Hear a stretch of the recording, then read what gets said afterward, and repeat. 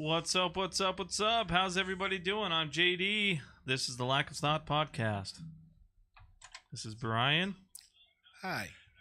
Hey, they can hear the your phone audio coming through. Oh, I thought I had mine muted. That's mine. Ta-da. What up, Bryon? It ensures that we have at least one viewer if I keep my phone going through the whole thing. True that. And I'm Mike over here, and back here, this is Ajax poking his head out. You can see him back there. Ajax, wave. Wave and say hi. You got it? You got to... he's gone. All right. So what's up, everybody? I'm not sure how you all are doing, but how's the weather? What's going on? Hey, Ajax, stop. What's up? What up, Dan? Sorry we missed you tonight. Came down with a slight case of AIDS. What up, Wheels? How you doing, man?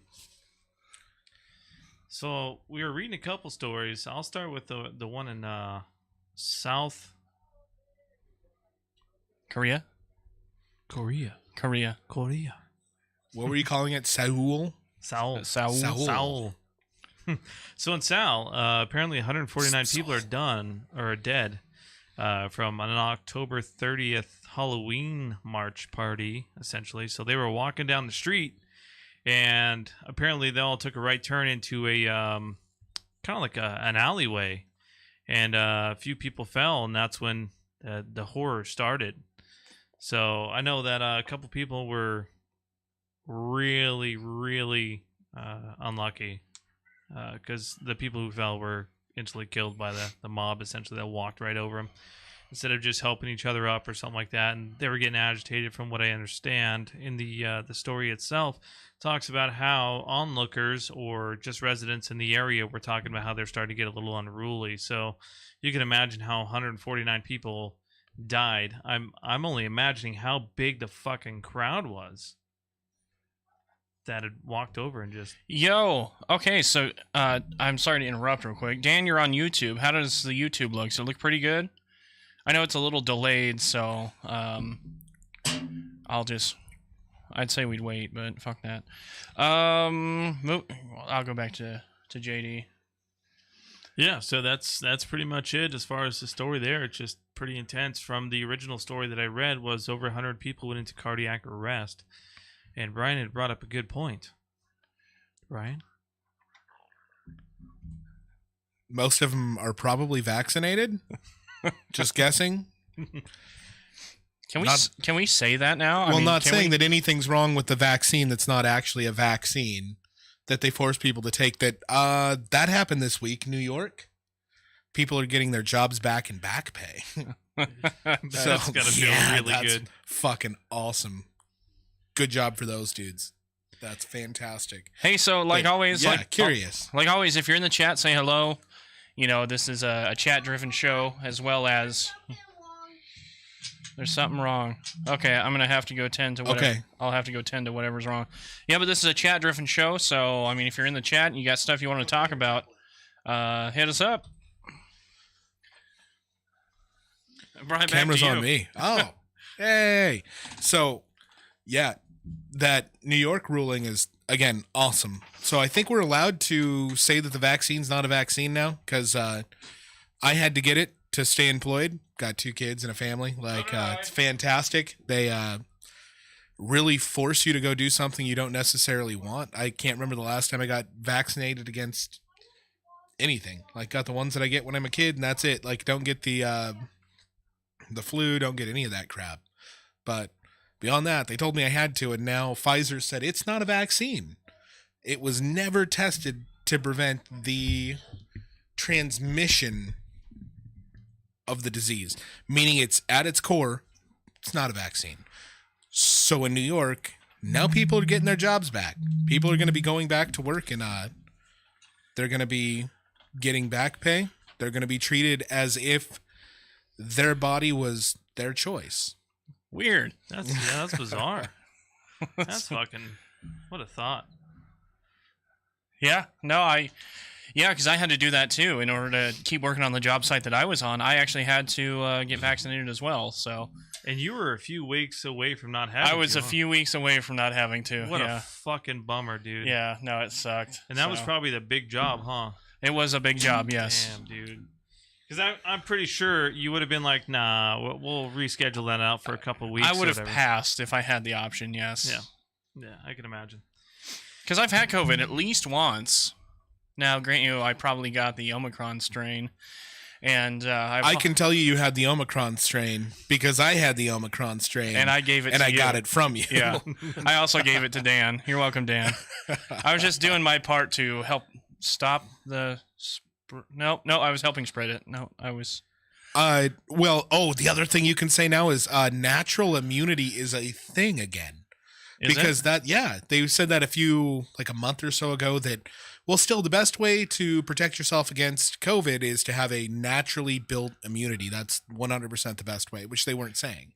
No. Now that's a thing. Now it's so a thing. You're just helping people build immunity. You actually did more for our group of friends than the vaccine did, and I think we're all vaccinated. Well, we're all have been given So you are the welcome, for-profit shot. everyone. You're welcome. That everyone I gave COVID to, you are welcome. Yeah, I can't remember a time that I actually got COVID, and if I did, then I'm probably asymptomatic, which I feel bad for everybody else because... Holy there's shit, probably we have 5 viewers in countless- here? There must not be football tonight. Yeah. Yeah, there's that's what probably it is. countless amounts of people that that got COVID or something like that. But from my understanding, since October in 2019, I felt a little weird, like kind of like a flu type thing. And I was like, this is different because that was probably about a couple weeks to a month that I had some weird phlegm stuff going on. And then after that, it was nothing. Haven't received anything since then, which Yeah, is no, it's bizarre. it is what it is, I guess. I mean, no, you've had it once. I know you've had it once because I gave it to you. Yeah, we're just me. coming off of being sick for about 2.5 weeks. The other weird thing that's came back is that RVD, I think is what it's called, or RDV, it's HIV? HIV and AIDS.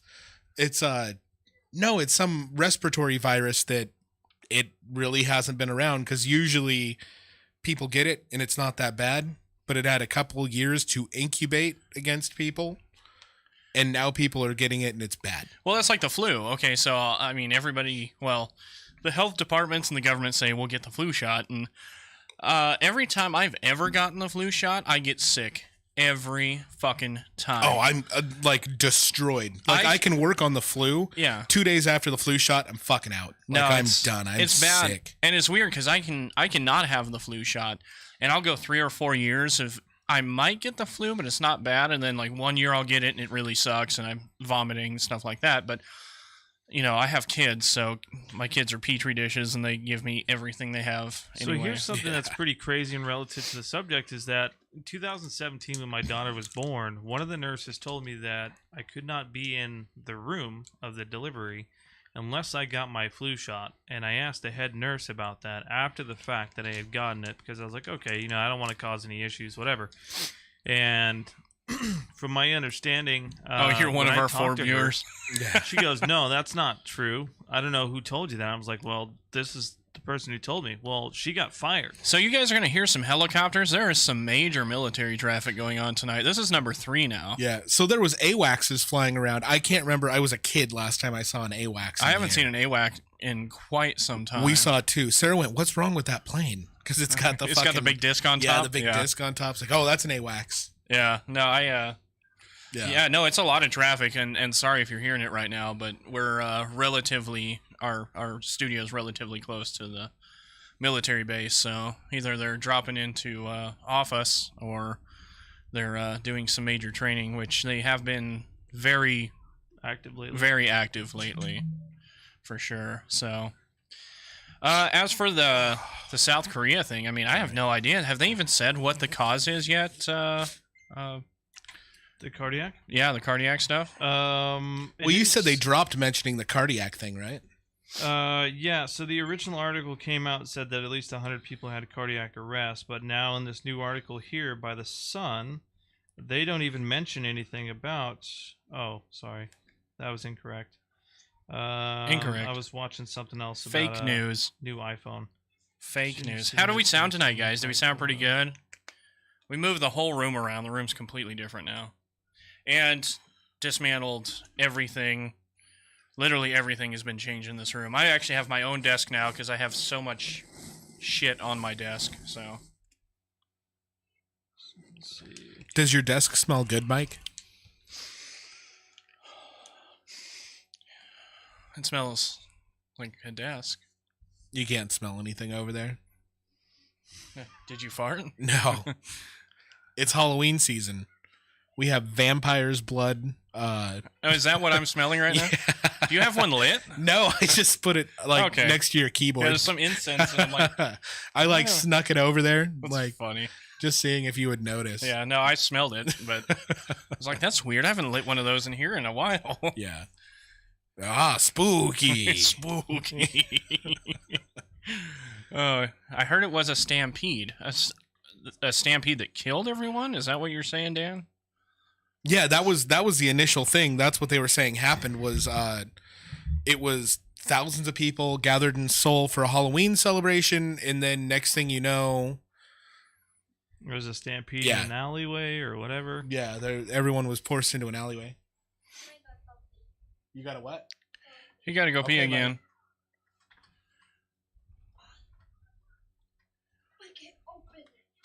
You can't? No. Try harder. This is parenting. If I have to get up and do it, you know what's going to happen? Tickle fight. No. Yeah. No. All right. Back to you, Justin. I'm doing something right now. Okay. I was reading 20-year-old investor who made 110 million on a meme stock is now pushing LSD. Interesting. Now pushing 1 minute for change at psychedelics company MindMed. Oh, I can do picture-in-picture on this thing? Interesting. No way. So, the 20-year-old investor who found fame this year when he made $110 million traded shares of troubled retailer Bed Bath & Beyond has turned activist shareholder and is pushing for changes at psychedelics company Mind Medicine Incorporated. Jake Freeman, a student majoring in economics and mathematics at the University of Southern California, is part of a group of shareholders who had amassed a more than 5% stake in MindMed. The group FMC Holdings. Oh, look at that. In the That's some magic right there. Picture in picture. There you go. Like that. Yeah, I'll just pop in this way. Cool. No, I think we should have to see your full shiny forehead. The full shiny forehead? Is there a way to pop Bryon in the other side? We can like.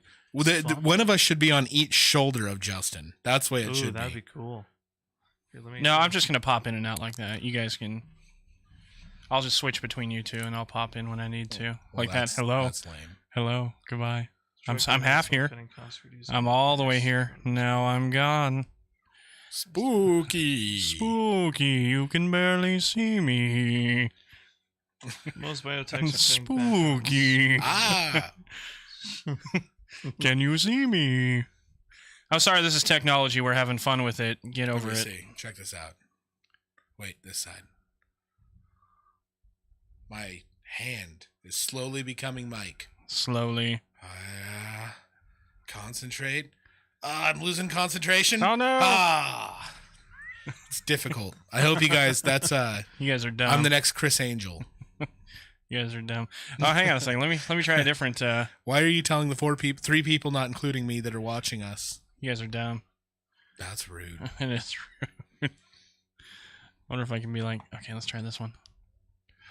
Oh, that looks bad. That looks horrible. That didn't look good. No, but that would be a pretty sweet shot if we could get that to work. It's just not in the. YouTube keeps freezing and rebuffering. I have no control over that, Dan. Sorry. I don't know why. It's all good. Well, we do have some dropped frames, it looks like. I don't know. Maybe YouTube's being stupid. YouTube is dropping frames. That's fantastic. Right in the middle of people talking. Just literally. Sorry. Let me interrupt you for a second. You have the control too. You could cut their mic at the same time. I could. Like literally cut the mic, come right in front of them. Like, you can't hear Bryon at all now. Yeah. This is power right here. Yeah, that's fantastic. That's awesome. I've never used this picture-in-picture on here, so I'm just kind of being a jackass. See, that's censorship right there. I know. I was censoring, and I can actually move around. So I can. Where's be like, Elon Musk? I'm over here now. You're just like looking over here. I got to remember stage right, stage left. I'm over here now. This is so fucking stupid. Shut up, Bryon. So what does everybody else in the YouTube and Twitchiverse want to talk about? Anything good going on? Any crappy stuff going on? Talk to us. We're here. We're here. Dan, didn't you have an alien story you were going to tell us? Were you abducted? Yeah, he was in Alaska for a while. I wonder if I can just... Okay, so picture-in-picture only works... So I'd have to turn picture-in-picture off in order to actually slide it over to me. So there's a cool article by Futurism. I'm not sure if you ever heard of that or not, but I have. Research claims there might be up to 4 quintillion alien spacecrafts in our solar system. Yeah, based off of what fucking evidence? That sounds like incredible bullshit to me. Claiming it's possible. Does it sound like bullshit to everyone else? There are 4 quintillion spaceships out there. Alien spaceships. Like, fuck off. It's from Harvard astronomers Avi Loeb. Is back again, armed with a new, not yet peer-reviewed research. Uh-oh. Dan was, in fact, abducted by aliens. Anal probe, anal probe, anal probe. My parents were aliens? What country were they from? Oh, was it those kind of aliens? I heard this great thing this week. So I didn't realize that was Dan that had been abducted by aliens. I actually know somebody who knows Dan who was abducted by aliens. What? Yeah, there was this guy, and he's a miner, and Dan used to live in this same mining town. It was weird, but it was Dan who was abducted by aliens. That was him, and this guy had mined himself. It just showed up, started mining, 6 months, nothing. That's all he was doing, and then finally goes to the bar, and he's like, "Well, is there any women around here? I'm a man. I have needs. Like I got it." And the guy's like, "Oh, well, we don't, we don't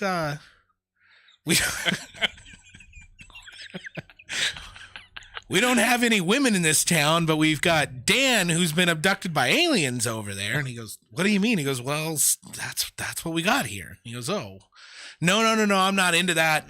I'm not into that at all." So he goes back to the mines, and he's working for, another 6 months just straight. And finally he gets over there, and he's like, "Does any women showed up in town yet?" And like, "No, but Dan with the who'd been abducted by aliens is still here." It's like, "No, I can't. Like, I'm a man of flesh and bone. I've got needs, but I'm just not into it." And so he goes back into the mines, and he works for another 6 months. It's now been a year and a half before he's been there just working almost solid. He goes back, and he goes to the bartender, and he gets really quiet in his ear, and he goes, "Hey, so this does sound legit. I mean, what a lot of people know." He goes, "Well, you would know. I would know. Dan, who's been abducted by aliens, would know. And the guy who has to hold down Dan, who's been abducted by aliens, would know." Oh, is this a true story, Dan? It was pretty detailed. Did you ever live in a mining town, Dan?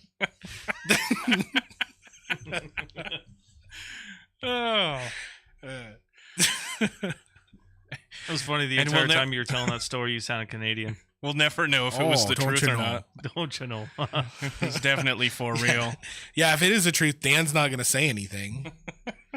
He signed an NDA. He's like, I'll talk about the aliens, but not that. Neither confirm nor deny. I think he just quit too. I mean, I think he shut YouTube down so he didn't have to hear that shit anymore. He's like, this shit's rebuffering, and they're talking about me being held down. What the fuck are they saying right now? It's just fucking frozen. Get a whole Dan down. What the fuck did he say? Just froze. So apparently a huge asteroid twice the size of the Shard set to crash into the Earth's orbit for Halloween. Shard? Shard. Shard with a D. Like a small piece of glass? Yeah, according to NASA, mind you. So a huge asteroid double the size of the Shard will tumble past Earth next week, according to NASA. So technically, we should be able to see that. Potential hazardous asteroid called 2022 RM4. Now, how close is this to Earth? Let's see. Has an estimated diameter of 1,083 and 2,428 feet. It's more than the size of the Shard in London, UK's tallest building. It's a Bryon story. Travel past our planet around 52,000 miles an hour. It's a Bryon story, so we know it's real. Yeah. I studied. I studied long and hard. 1.43 million miles. About a minute delay. Holy crap. I can't do anything about the delay, sorry. It's just 1.43 million. Ajax, miles. I can see you on the screen. We can see you. Look, wave. Say hi. And he's gone. So how far from? 1.43 million. And we're supposed to worry about this? No, happening? I said that we could see it. I don't. We should be able to see it because the sun is 10 million miles away, I believe, right? You know why we won't see it? Why? Because it'll be cloudy that day. it's gonna rain. Fucking watch that. Go figure. Yeah, it not only is it Washington, it's a holiday celebrated outside. Oh, interesting. So. I did not. Is his name Bender by chance? Tell us more about the robot in space that's cleaning up Space robot. Yes. Tell us more about the robot. This is more on the people side. I think this is Woodland, Washington, but it's a blind woodland woman living alone in a rundown home gets home makeover from neighbors. Do you think they really did it, or they just said they did? Take all her shit and say, she's never gonna know. Wow, there's so much space in here. Yeah, hey, we cleaned it up. There's no copper pipes anywhere. All copper pipes are gone. We took all your fuses, too, by the way. Yeah, you're gonna love it. I was wondering why there were people outside, and I kept hearing the word yard sale. Oh, by the way, we gave you a few cats, so if you smell any cat piss, don't be alarmed. They just actually just moved her. Fucking moved her into We're a gonna meth go on lab a and ride. took her house. Jesus. Yeah, there's so much furniture in this, it's gonna feel like you're in a shed. Fuck.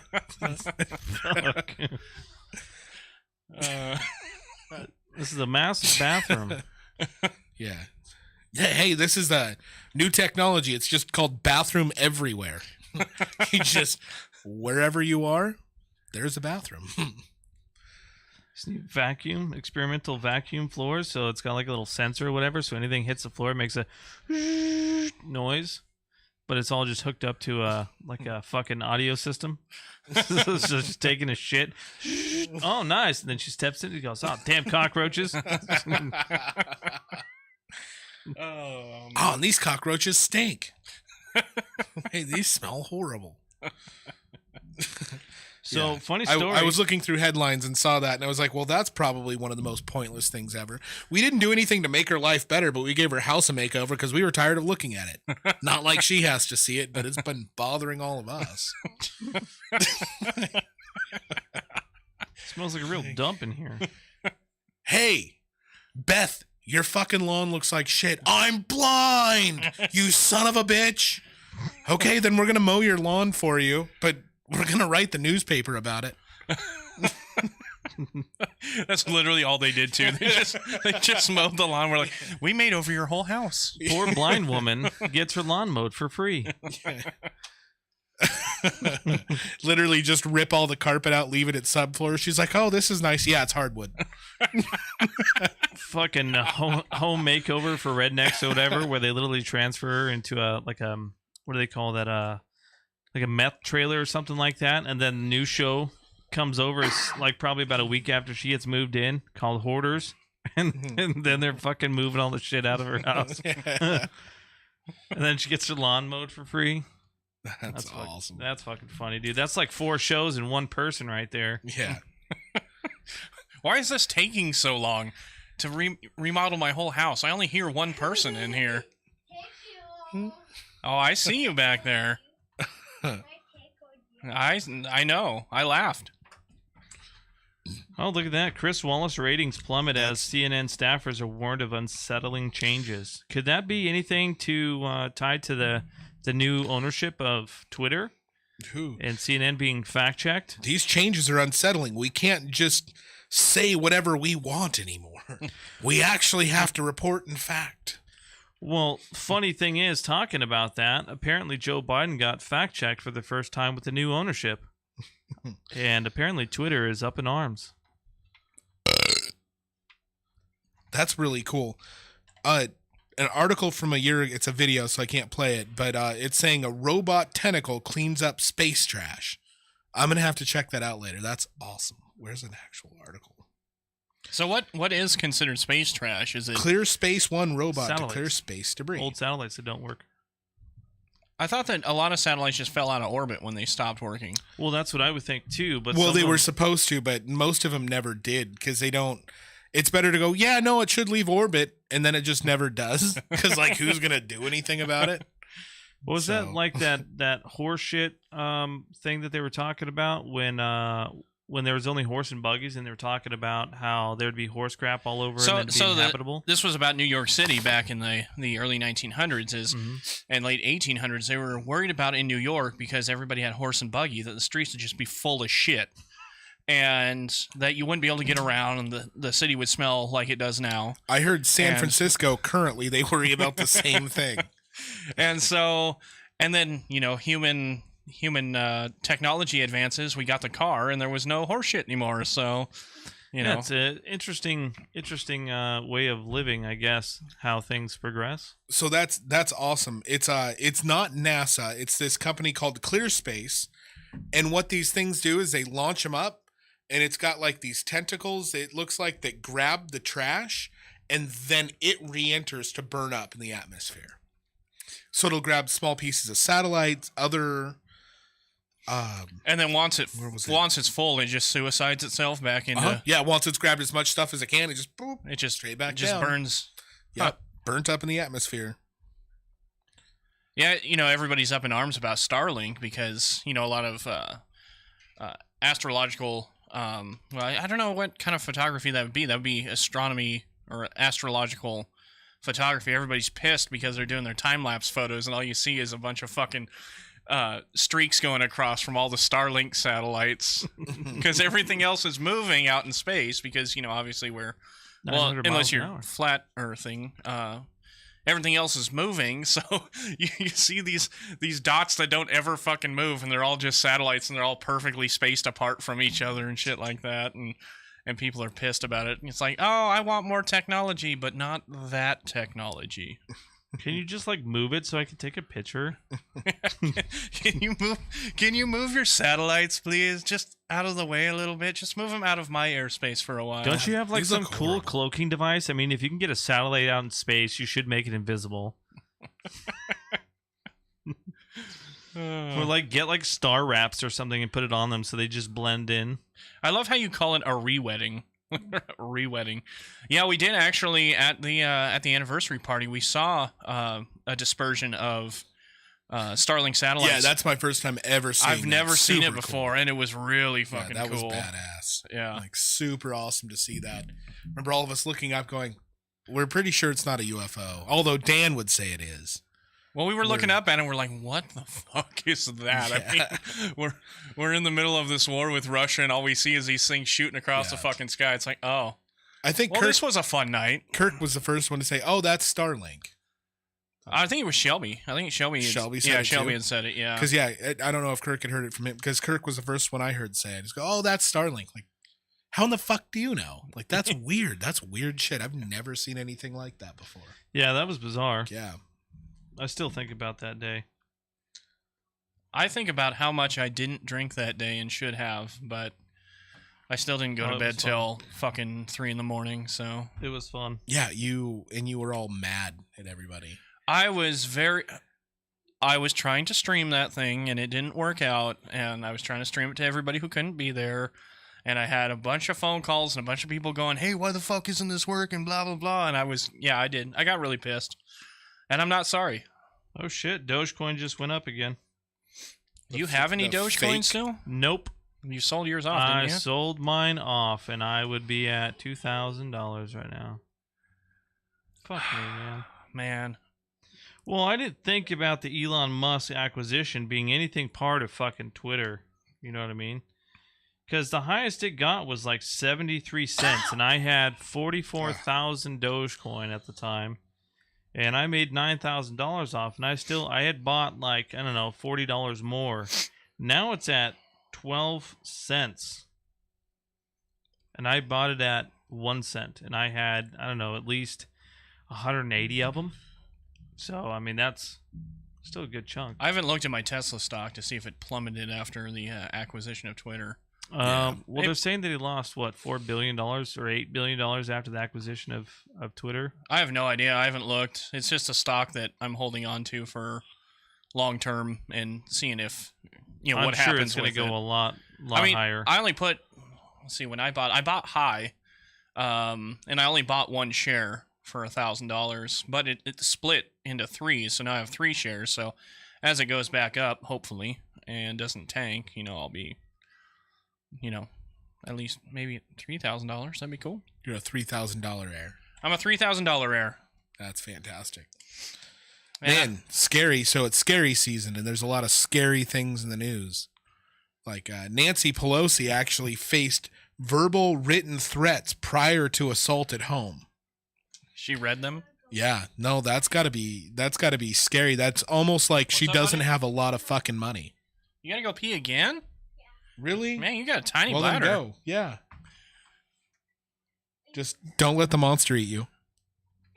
You gotta get mad at the door. You gotta just you gotta rip it open. Pull it. Rip it open like the Hulk.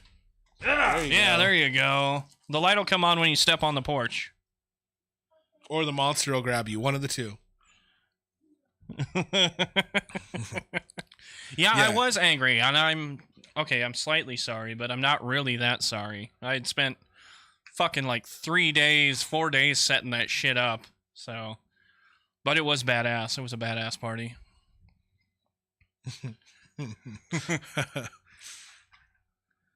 She talks like she's drunk, though, like constantly. Or maybe she just is drunk constantly. She is drunk constantly. She sounds like she is drunk constantly. Look, the only way your husband gets a fucking DUI and you're really not that worried about it as a politician is because you're glad it wasn't you. You were hammered at home. I do the same shit, and it was going to be one of us. It was bound to be sooner or later. Glad it was him. He's just in the insider trading business.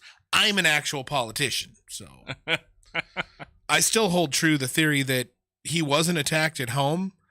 He was in a car wreck driving drunk, and the surgery had to happen, and they just made up the story so that they didn't have to charge him for DUI again. It was bad enough letting him off once. So apparently Rob Weiner called for a blue wave on Twitter, and he was brutally trolled because he said that if Elon Musk takes over Twitter, I'm out of here.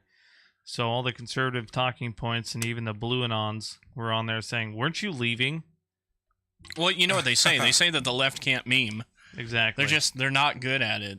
And I don't consider myself, I'm more of a middle ground. But yeah, they can't meme worth shit. So I meme like a motherfucker. That doesn't make me on the right, though, just saying, because Republicans are useless too. He's probably moving to Canada too in 2016 when Trump took office, but he decided to stay. That's awesome. Oh, that's funny, man. Twitter's ruthless, man. If it comes anything like 4chan, I'm gonna fucking love it. It'll be amazing. I'm not on there. I have a Twitter. I've never used it. I was talking to my wife about that, and I got a Twitter years and years and years ago so I could follow Jeremy Clarkson after he got fired from Top Gear. just to see what he was doing because he's a funny motherfucker. Which hopefully I get to meet him next month. So that would be really cool. That'd be really cool. Because I'm going to go to Clarkson's farm, and when we fly, You're going to England? Yeah, I'll be. So in December, I'm flying out to the Netherlands for a week, and then we're gonna take a day and just fly over to London and hang out with a couple of friends of mine, and then hopefully drive out to the Diddly Squat Farms, and because I'm gonna buy my wife a couple things, and then does he still have a farm store operating there? Yeah, he still has the farm store. Nice. So they're filming a second season, right? They are filming a second season, and I can't wait. I've been so upset. I've actually started rewatching the first season again because it needs to come out. The first season, just fan-fucking-tastic. So they're talking Q1 of 2023. It's supposed to come out probably February, March, because that's when the first season came out, was in February or March of 21. No, it came out in 2020 because COVID happened during filming. Yeah. Or no, it might have been 21. So yeah, hopefully it'll be out in March. So I'm looking forward to it. Back in 2021, they still had the Blix thing, and that was the huge COVID push where everybody needs to stay inside unless they have a vaccine and all that kind of stuff. So that was for everybody but key workers, if you remember correctly. Yeah. And because he's a farmer, he was considered a key worker. So interesting. They worked. I didn't think about that. Yeah, they worked through all of COVID. Huh. So that's pretty smart then. Which is weird because the season started before COVID started. So he's getting all this stuff going. You know, he spent I think it was 150, 200,000 pounds on equipment, and then they get all the crops in the ground. Then they get the worst rain that they've gotten in like 45 years, and so they're worried that the crops are going to drown. And then after that, it's getting into the season for him to have sheep, because he bought sheep because he's apparently stupid, because sheep are dumb. They're expensive and they're fucking dumb. And right as the lambing starts and they start to get lambs, that's when COVID hit right there. And so right after they opened the farm shop too. So and the best thing ever was the his farmhand who was helping him with the Caleb. Sheep. Yeah. Or no, Caleb didn't help with the sheep because he fucking hates sheep. See, like some Cockney dude, like you couldn't understand but 3 fucking words the dude ever said. Oh yeah, you're talking about Jerry. Is it Jerry? Yeah. Like, yeah. So he took care of. Ahead. So his job on the show or on the farm is to take care of all the walls. Yeah, he was fencing. Yeah, did all the fences. And so all the walls in the UK, for the most part, on old farms like that, they're all built out of stone. And so this guy's job was to, I think, what did Jeremy say? It was 100 miles worth that he had to take care of and rebuild. Every time these sheep would jump over it and knock him down and stuff like that. It was awesome. So kept him busy, Everybody can see you, Ajax. The whole world. The whole 4 people watching. So if you're in the chat, say hello. We want to hear from you. Well, I think the last video had 65 views or something like that. I don't know. I didn't look. On this, it only says that there's there's 4 because there's Dan on YouTube, and then there is 2 people watching on. It's just Wicked and I watching on Twitch. Oh, so I'm on YouTube as well. Oh, you're watching it as well? Yeah, so there's our 4 people. Oh, fluffing our numbers. Nice. Yeah. Well, you always said that you wanted a fluffer, so. Well, if nothing else, comments seem to give us some achievements, because it'll go, this one you got 500 comments. Yeah, you reached 100 and we've never reached 500 comments. I know. But Pasta Fallujah said he was going to jump in and still hasn't. Somebody should text him and be like, what the fuck? Well, no, I told him that there was going to be that you were shutting comments off, and he is just smart enough to believe me. I only tell the truth when it comes down to alien abduction type stories. That is so true, and that story about your friend Dan is horrific. Oh man. So what else is going on in the news that is worthy to talk about? So apparently there's an arrogant EU chief that warned Elon Musk that Twitter must fly by our rules, because apparently different countries have different rules of censorship or whatever. So yeah, there's who said that? EU chief. EU. EU. A European That's chief what I call it. blasted The EU, also known as EU. flyby rules. Thierry Breton, Commissioner for European Internal Market, took to social media to respond to Mr. Musk's announcement that the bird is freed. I agree, Dan. Fuck their censorship. Yeah, it's insisting it must still abide by the block's rules on the content. The dude abides. Yeah, fuck Bird that. will fly by our rules. You think Fuck Elon's rules. gonna go? I don't know. I'm on the fence about if he's gonna go along with that shit. I don't think or he not. will. I hope not. I really hope that he doesn't because He said he was bringing back free speech. That was his main thing. He wanted to bring back free speech. He wanted free speech to be part of everything. So I have a feeling if he feels it is an abatement of any sort of way to free speech, he's not going to go with it. He's going to tell them to go fuck themselves. And I feel like there's going to be a push for censorship of the app to be downloaded, or it's not going to be allowed, or whatever. So, And what's funny is it's going to show this separation where currently you can censor people and you can basically force rules down their throat and go, well, this is the way it is everywhere else. I'm sorry, you have this freedom where you're from.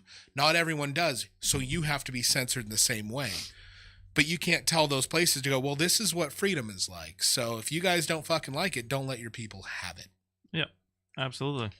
Yeah, so I feel like back when True Social came out, Google took it off the marketplace and did not allow it until recently. Google and Apple. Yeah, Google and Apple. So now it is actually on the marketplace, because for a while there, you can go to True Social's website and download the APK file for it and have it as a actual file. And the cool thing is that the file itself is open source. So if you wanted to go and make it better or something like that, you can actually submit your responses for what would make it better to the designers. What was the other one that it was before True Social, but the one that they're like, oh, this is conservative. Parler? Parler. yeah, Oh, that was yeah. Parler. Yeah, and I had a Parler before it was ever anything because, again, I was tattooing at that time, so keeping up on social media is like, that's half the job. You want to fucking get your stuff out there. You want to tell people that are local, like, hey, I do a service, come pay me for it. Yeah. So we got on Parler, and then all of a sudden it's like my Parler got deleted, and I went, what the fuck? And then I see, oh, that's because Donald Trump's on it. Yeah, so my Parler So got I don't get to deleted run too. my business the way I need to because of fucking Donald Trump. That's stupid. Well, I think there was Commie acquisitions that censored a lot of people, and the fucked up thing is that they shut it down for security reasons, because I found a thread on Twitter talking about how they were currently hacking into Parler right now and getting everybody's information, including all the driver's license that they submitted so that they would have addresses. And it was over 4 terabytes of information. And I submitted my address to be verified on there. So my ID, I took a picture of my actual ID, and someone has it around the world somewhere as part of their data dump. And they dropped everything on 4chan. Nice. So that's going to be fun. But yeah, so as far as censorship, I mean, you have different countries around the world that have different censor requirements. Meaning that, like, for example, when the Spanish flu came out, the reason why it's called the Spanish flu, because Spain was the only one to report it. Everybody else kept quiet. And that's And why, racism. yeah, and it was widespread, just like the Rona. So, and this was back in 1918, I believe, and it was very similar consequences and strategies and shit. Well, like you that. can't call one the Spanish flu and call the other one Corona. So if one's going to be I think they were both Corona. Spanish flu, Well, they were. then the other one needs to be the what was the Dos Equis? Wuhan cough. I think it was the China virus. The China. I believe that's what it was nicknamed. Was the China virus. Oh man. So yeah, apparently also Rand Paul's digging into that too and found out a lot more information that is regarding to Wuhan and Fauci. And It just came out today. I saw that in the headline earlier. Yep. That they're investigating the fact that there's enough tags now, there's enough things that are making it really hard to discredit that it wasn't lab created. Yep. Well, one, they So- found out for a fact it was lab created, and two, they're finding out that it was a weaponized flu that got out. So apparently, from my understanding, is it wasn't supposed to get out till 2021. It got out 2 years earlier because there was I believe they call that is that gain of function. function. No, you see, they weren't gaining function. They were just using function gaining techniques. It's different. It's a okay. completely different thing. So Fauci's in the clear, even though he made billions on the deal. Well, I didn't hate want to to do break it. it to you, Dan. He's not. He's gonna walk. I don't think he's ever gonna have any. Felchie? Yeah. I like it. Do you know what felching is? Yes. Okay. I think we all know what that means. That's fantastic. I've never heard him called Felchie, and I haven't thought about it before. I love it. But to be perfectly honest, I mean, I think he's gonna walk. I don't think he's gonna have any. No, he has too much money and too much power. No. Here's the thing, though, because look what happened to Yeezy recently, right? Yeezy was stripped of his deals. So if you strip people of what makes their assets important to them and what makes their wealth, he can easily be touchable. Yeezy will be fine. He's I'm not worried about fucking Yeezy. loaded. But what The I'm dude's saying, got a lot of money, and he's not an idiot. They didn't just start handing him shit. They let that guy design some of the ugliest fucking shoes I've And I'm sorry I ever keep doing seen that, in my but life. that's for Nate's benefit. He's not here with us today, but he hates it when I do that, so that's why I do it. I think those shoes that he had, the Yeezy ones or whatever, the ones that he was coming out with Adidas, they're worth like 10 times more the value that they ever were now, and Yeah. they were going for $2,300 on the street. And that's just it. This is all these people that said they hate cancel culture jumped right in to cancel him. Well, yeah. And I understand, like, the dude's probably going through things, but rather than taking it and going like, hey man, this is where people should have, like, we need to talk about mental health. Like the dude's having a mental breakdown. Like there's something going on. Well, yeah. And His wife's gone, his kids are gone, they're having issues. He's got other stuff to where, like, he's broken. But that doesn't mean that you take everything and try to get him to kill himself. Well, Like, that's their goal. And even after the fact, too, they had Ben Shapiro, who's mainly... you should turn to that camera there, Mike. I'm being attacked. Help me. He's attacking me. It just about feels like a back massage, but it's not. His fingers are too small. Yeah, and they have boogers all over him. You getting booger fingers on me now? Yeah. Okay. Hey, Ajax, did you know... I'm gonna wash this shirt eventually anyway. Ajax, did you know, yeah, probably another 2-3 months and it's going to need a wash. Yeah, exactly. Hey, careful. So remember. Pasta Fallujah chimed in and says, being a bigot is not the result of mental health issues. Well, I would debate you on this, and the simple fact that he stood up and wore the Make America Great Again hat is a simple fact that he became the target. And Ben Shapiro even came out and said that he was not offended by what Kanye West said, and he's probably one of the biggest spoken Jewish, what do they call it, political Commentators? opponents. Yeah, commentators there is. So Sorry, I gotta make a pee-pee, so... Being a bigot. I think you really need to look into the word bigot, because you go into chats and, like, make fun of people that think differently than you, and that's actually bigotry. Like, usually the people that go, oh, they're bigots. They're some of the most bigoted people. You actually can't call someone a bigot without being a bigot.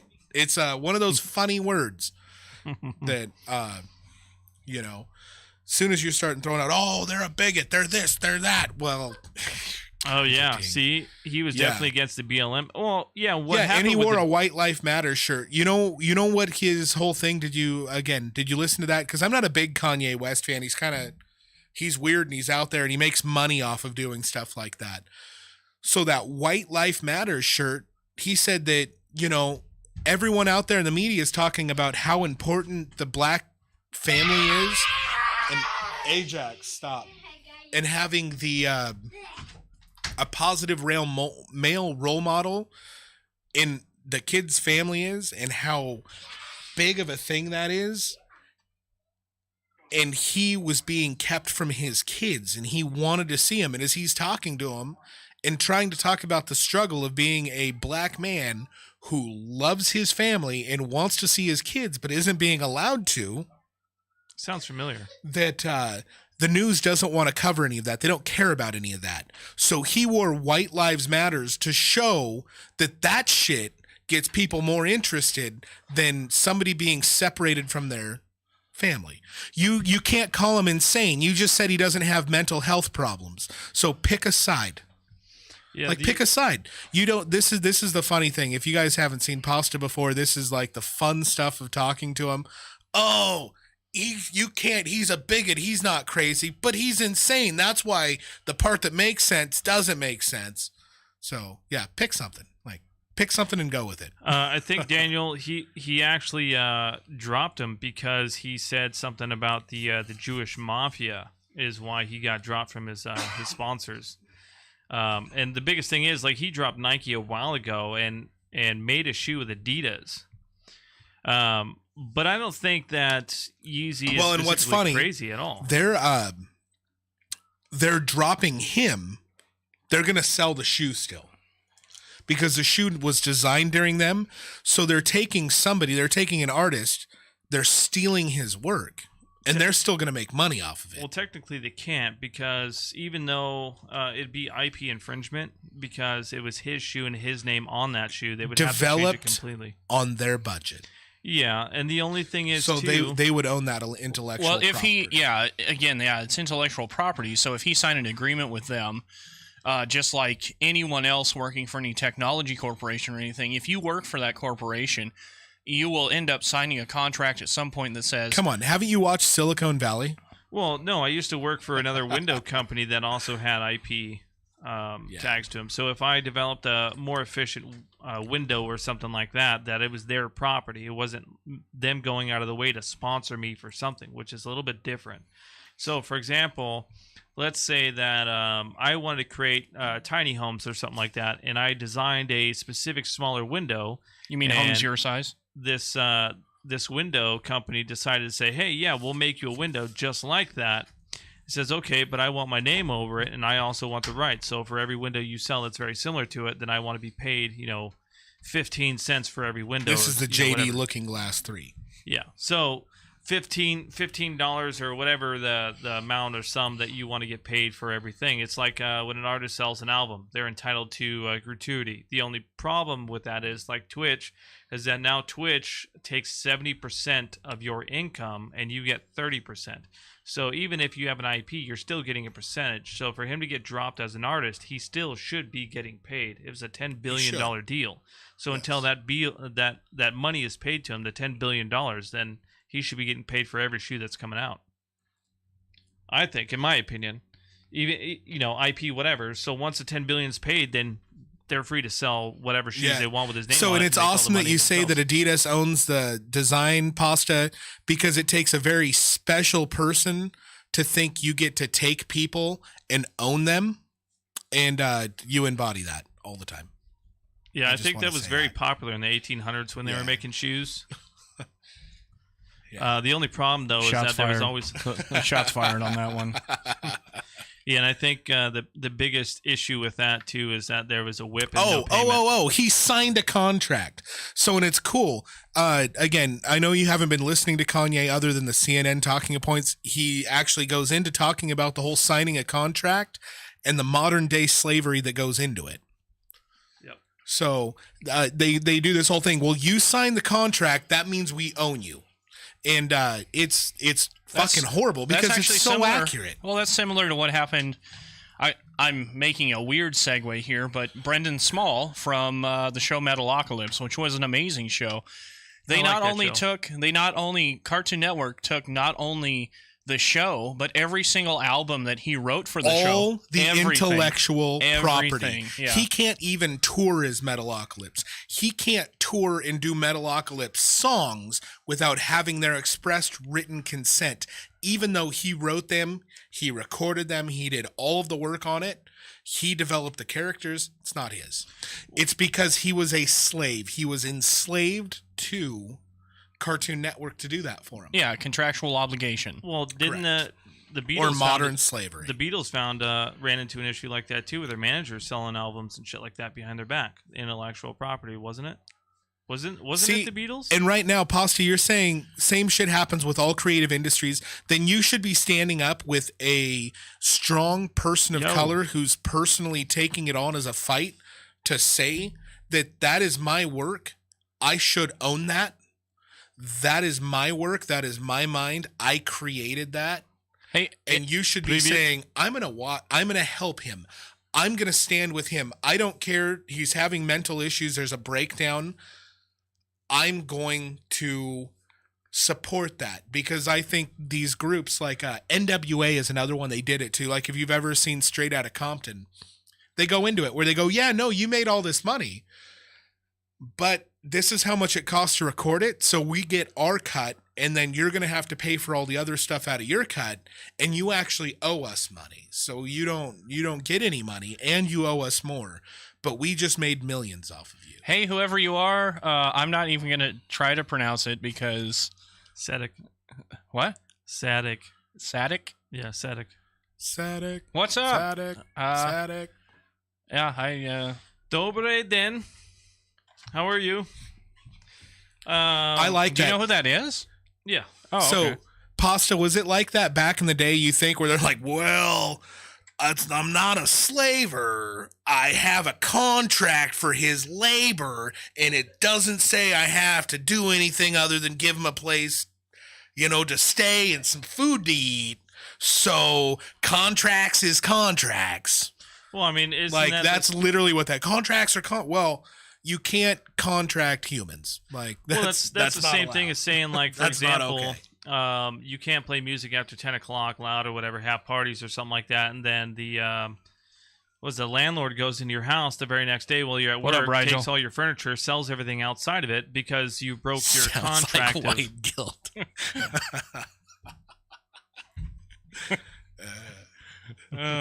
What's up, Rigel? What's up, everybody in the chat? Feel free to talk with us because we talk directly with you guys, so... I will say that Rigel sounds like Current some contracts type of are not the same. I would talk to more artists about that. Okay. Or talk to I would Hollywood. talk to more designers about that, where they get to lose their life's work and watch industries and corporations, which you're kind of a commie. You really should be against that. Well, check this out. You get to watch them continue to make hang on. money off I of have other a question. people. As you were an artist, Bryon, doing tattoos, if you had your own design, say you were working at the last place you were working, if you had your own design, does the shop own that property or do you own that intellectual property? That's mine. That's my shit. I own that. Now, if I sell you a print of my work, like I think you have a couple prints of my work, like I have all of my originals. I think the shop owners, I don't the have only any people, prints. I mean, I have your work on me, but that's all mine. That's my work. And if you copy my work, this is different. I don't care if you've got a contract or whatever. I'll cut your fucking hands off. Like you won't work. Well, and the other It's thing that is simple. too is that so someone can have a picture of your work and they can copy it based on the fact that you allowed them to use it based on copyright of use, meaning that they can hang it on their wall for whatever use or purpose that you gave it to them for. So, like for example, if you draw them a rose or whatever and said, "Yeah, you can use this," put it on your wall or something like that. If you That want did this escalate tattoo, just hit quickly. me up. Well, and again, it's just like you do photography. Absolutely. So, photography. So, I do it all the time. So photography is, it's the same way. Where here you can have this copy of this picture. Oh, you want to put it online? No, that's not the same thing. No, absolutely. That's not. You've now went into a different realm. I did not give you that release. If you want that permission, there's certain instances will allow you to have that. Yep. You need my express written consent to do so. Well, also, And that's with being an independent artist, which again, I'm not making hundreds of millions of dollars for my designs, but they are. And that also goes into you deserve more gratuity when someone's going to take your work. For example, I've done photography for a couple people and they've taken my work and re-edited them and released them online. And I've hit them with a lawsuit or a cease and desist. And the biggest issue with copyright infringements are that, one, you give them a digital release, which gives you a contractual agreement to use and what type of use it is allowed for. Or you give them a physical release, which means that you hang can on. put This them out this pictures. brings up something different. So, Rigel, you copy this podcast to your own YouTube channel. That's great and all. The thing that doesn't work for that is because the talent portion on the show, you could use that, but you don't own any of the talent. So, I don't care if anybody shares the show or not. So, no, that's that double-edged sword that I was going to talk about where it's really fucking funny. That's the whole thing with being a tattoo artist. Dude, I draw a design and I see some other tattoo artist fucking tattoo it. That sucks. That's a fucking bummer. Like, come to me and get my shit. But here's the other side of it. If they killed it, they fucking killed it. And they did my design. I designed that. There's almost like a little point of pride. Now there's certain ones like you guys know Bryon Leonard. Mm-hmm. I did this tattoo on him. You remember the whole that trans lady freaking out at fucking GameStop? It is ma'am. Yeah, she's like ready to beat him up. Yeah, I remember that.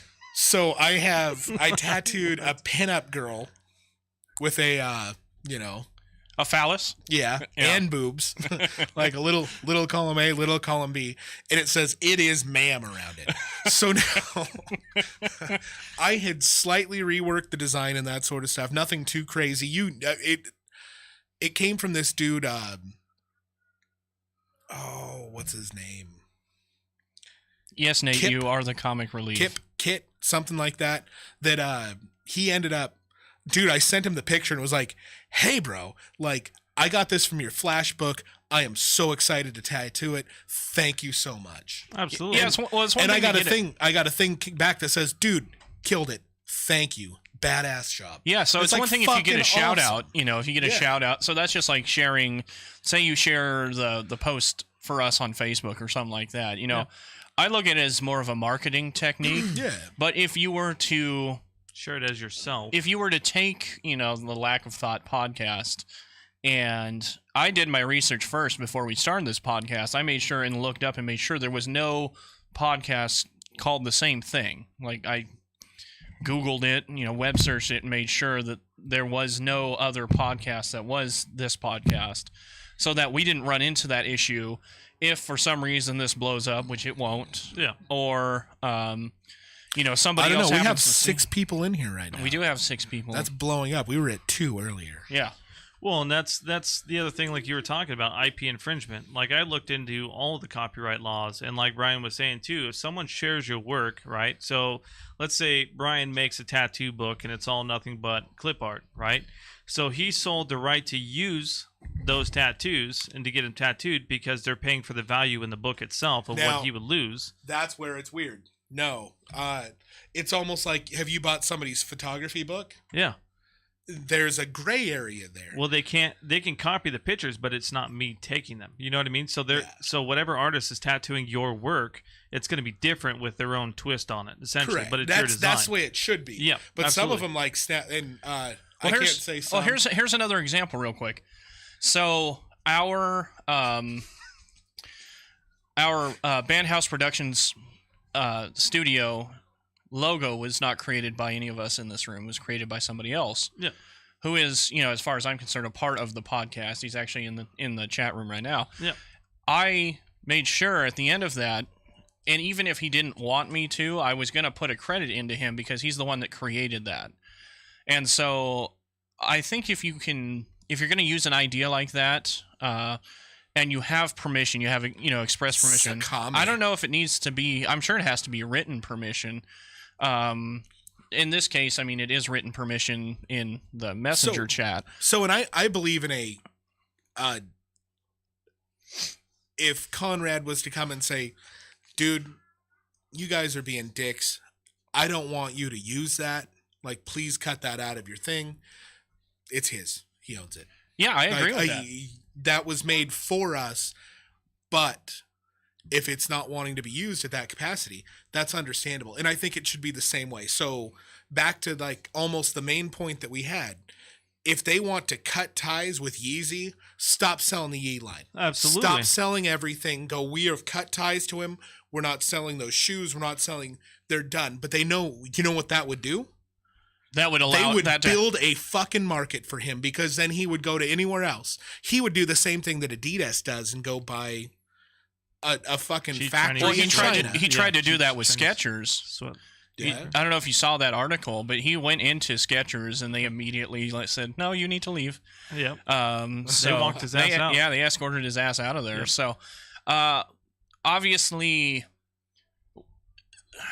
it sucks he's got enough money. What I'm saying is he'd make his own shit. Oh no, I don't know why he wouldn't have done that sooner. I mean, he should Because they're have. tying up his IP. And that's the Yeah. biggest issue right now, is that he can't go out and make another Yeezy because that's Adidas Yeezy. So he'd have to call it something else. Yeah, and but make a why different wouldn't he design. just do that and call it something else? I Well, mean, that's a different I'm design. Sure that's probably I mean, something he's going to start working You on. know, the once guy- he Because as soon as eliminates- if he does anything in that design, because that design blew up. Like, people weren't doing the shoes the way he did before that. It's a game changer. they were comfortable. So if he does anything in that, I guarantee you it'll be like Gibson's doing right now with the Flying V. Gibson notices, dude, we suck. Let's sue everybody who's ever made a fucking V. Like, we don't care if it looks the same or not. Like, we're going to sue them all. yeah, they would so do the same I thing. agree with that, Pasta. I do agree with that. It shouldn't be tied down to an idea that they sold. I think that they should still be able to take that idea with them, because the intellectual property thing is, as far as I'm concerned, bullshit. yes, that. So, a shoe thing, another... But because it is part of law in the United States, unless the law changes, there's nothing we can do about it. No, I mean, you can, like I said, you can take the idea and you can build upon it. You know, build something a lot different. I mean, shit. We were talking about AI not too long ago. Image generation. The problem is, I think the biggest problem with Kanye West, or Yeezy, or whatever the fuck he's called, is he signed an agreement with a company that already had a base. So Adidas has been in business for a long time. I mean, I wear Adidas. I'm wearing some right now. He went to them because they already have the production set up. He didn't have to make any investment in necessarily the design departments, the overseas manufacturing of the product, the marketing of the product. I mean, all of that was done by Adidas. Had he done that himself in the beginning, All of that was done by Adidas at a profit. well, that's They made money through the whole deal. They didn't lose anything. And if they went, dude, we're taking a chance. Like, if they went, Mike, I think you could design a shoe. Nobody knows you. You have no anything at all. Like, you do AV installs. I would We totally want you- make like a dad shoe. It would be Absolutely. a full like dad Just a shoe. And construction they- work line. That'd be sweet. Adidas would lose money on every step of that. Yep. But they signed up with Kanye West. I like that. Now, pun, in by Kanye the way. West, it isn't like he didn't have a Well, lot of people that knew that him. would come- He was very, very, very big. He was very well known in Hollywood. Had been since like the mid to late 90s. Like, he was in and out of Hollywood groups. He was in and out of stuff. He was an actual producer before he was doing that stuff. He was known by a lot of people in the industry before he even became a singer. But R&D And then- departments have that already in. R&D always loses money beforehand. I mean, so if they were to take my shoe design, so But this- Mike Berry's ugly ass shoes. But this traverses that R&D losing money, because you don't have to go to R&D. You have somebody who has a marketable skill with a marketable name.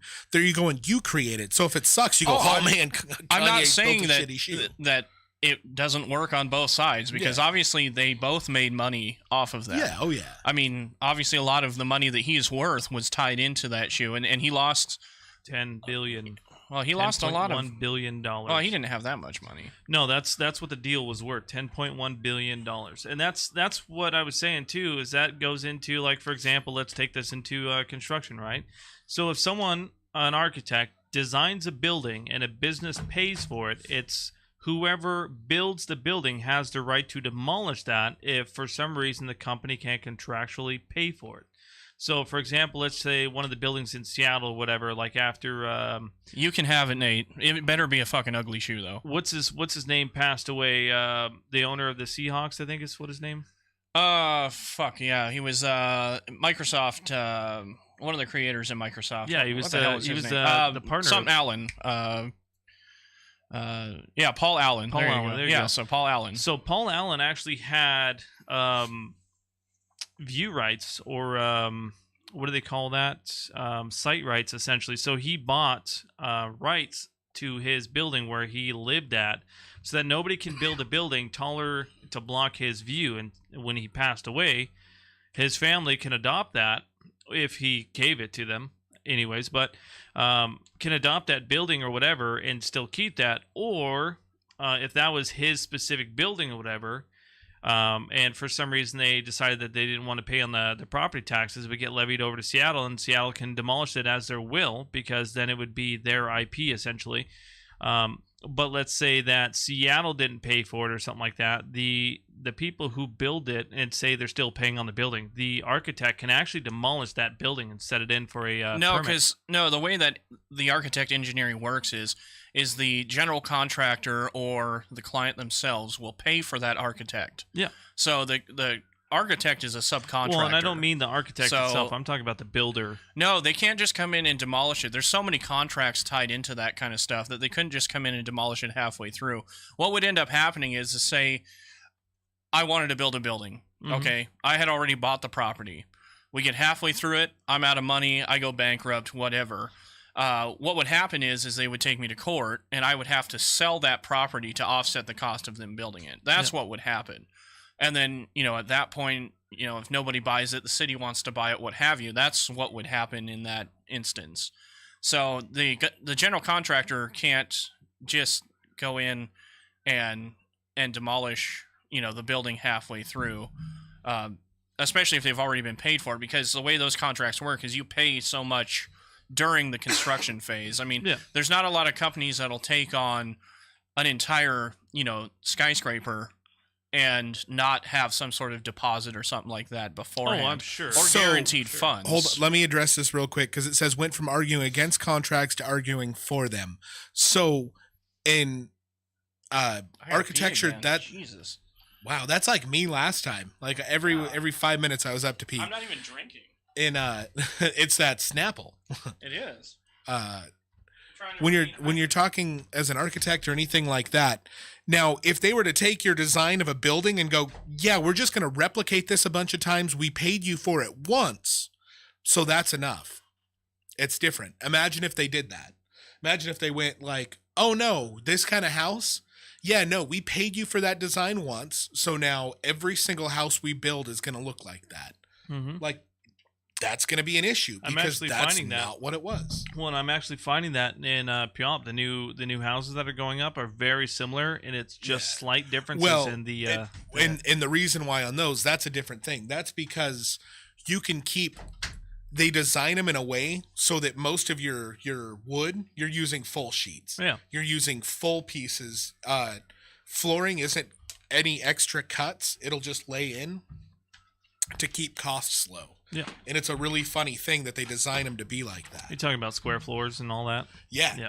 And not just square, but mathematically, if you know that most floorboards are 3/4 of an inch, everything that you design in a room needs to be divisible by that. Yeah, based on square footage, absolutely. Yeah, and that's, and like I said, the biggest thing about this... the guy who made that design, sorry to go with what I was saying, the guy who made that design, they go, yeah, we paid you for that once, we paid you the $10,000 fee, we're just going to continue to build it, fuck you, we don't need you. Yeah, and the biggest thing, like I was saying too, was that like that, contracts are a double-edged sword too. So getting back to what Pasta was saying, and I'm sorry to interrupt you real quick, but where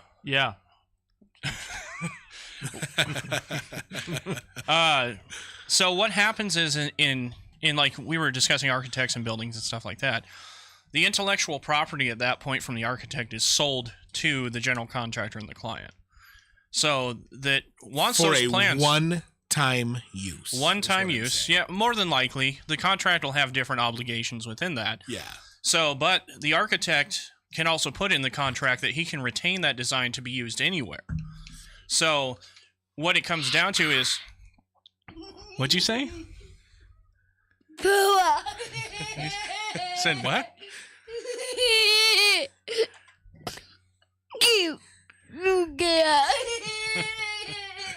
All right, let's let Mike finish. So, yeah, it depends on the contract. It doesn't have to be a one-time, and I agree with that. What it ends up being is that, depending on how the contract's written, depends on how many times that building can be used. But if, say, you were to submit an architectural drawing without a contract, or you had one listed for some reason, or it got leaked out, and there was no transaction and no contract between a general contractor and the architect, and the general contractor somehow came across those plans, and those are copywritten plans, and they built the building without, if they built it to spec, then I think at that point the architect has legal recourse to be able to collect on a building that those plans were never sold for. Absolutely. So yeah, that's where IP infringement is, and that's one of the biggest things that I was talking about too. Was that this is the Lack of Thought podcast. We don't look at one view. We look at all views, and there's a difference between IP, intellectual property contracts, whether they're subsequent as for a one-time use or multiple purpose use like Kanye West. And the other thing is too, there was a really good point I was going to make was that what was it? I don't know. I got interrupted so many fucking times I lost my thought. Hey, you did not get fucking interrupted. People got louder and you quit talking. Well, that's the biggest thing. So I'm just going to keep talking louder. So back to Kanye West and his deal where he can develop a new type of shoe, but it cannot look anything identical to what it is, and it cannot be called Yeezy because that is still under IP. And until Adidas releases the IP or pays the sum of money that the shoe line is worth, which is worth billions, at this point it was valued at $10.1 billion for the shoe design, essentially because of how much money that Adidas and Yeezy have made total, and what the forecast was for how long that they were going to make them. And it's not like Adidas really cares about their shoe. I mean, they threw a bunch of Adidas into was that the Gulf of Mexico or something like that to be able to identify the way that the water was moving in the current, to see which way the water was going to recede, and to be able to track different levels from the water coming in, water going out, with this whole climate change thing. But yeah, as far as IPs, man, IPs are something not to take too lightly, and like everybody else is saying too. Like, for example, if I take a picture, you take my picture, and you credit me, I'm completely 100% fine with that. Depends on the contract. If I said that this is a free photo, or if I gave you a sneak peek at what the photos are going to look like, you decided to edit the photos and then post them anyway without even talking to me about it, and then didn't even mention me in the post, someone's going to court. And the biggest issue is... And this has happened to you recently.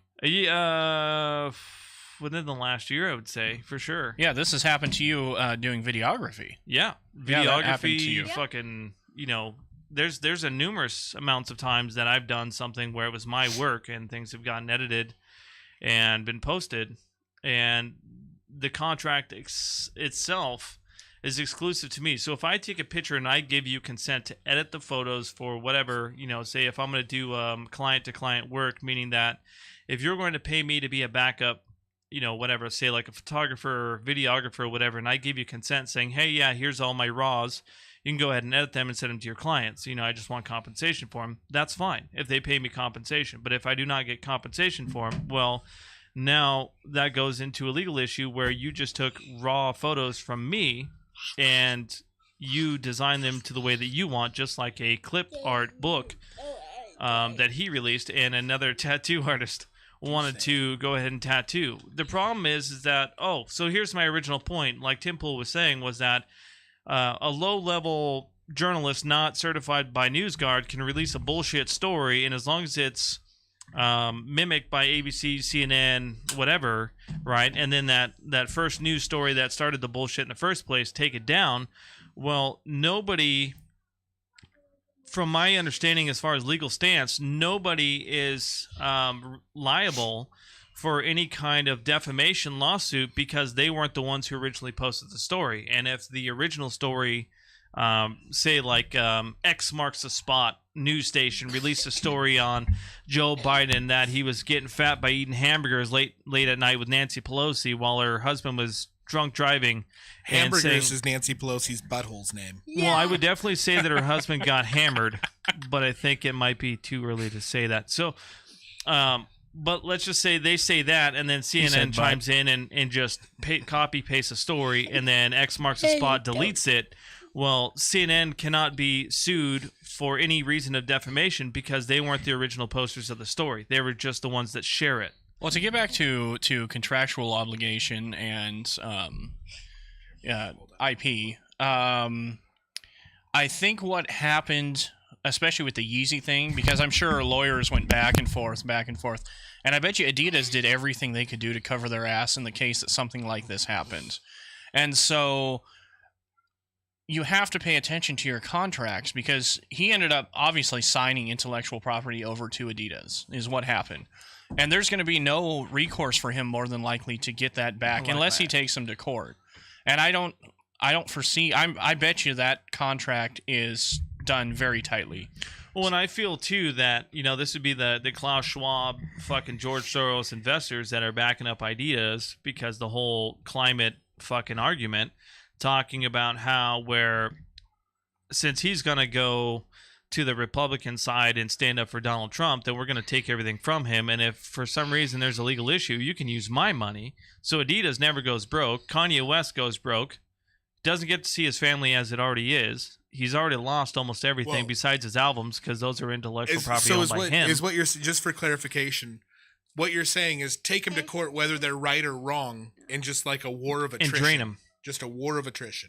Absolutely. And that's what they do with most fathers in this state specifically, is that if you want to go see your kid or whatever, and you want to fight for a 50-50 custody, their lawyer, depending whether or not they're a free lawyer, hired by the state, like a family lawyer, or if they're a hired lawyer, would go in the battle of who has the most money, because then it's whoever gets drained of money first and can't fight, because then you have no subsequent change than to say, okay, well, I give up. And then you either lose more rights than what you already had, or you win the battle. And that's the problem with this country, is that if you want to fight for something, it's all about who has the most money. So like Kanye West, I feel like if he were to take Adidas to court, he would lose. And I think that he would make more money and more prosperous, like Conrad made. He made a really good point, was instead of, dwelling on the past, like Trump won in 2016, to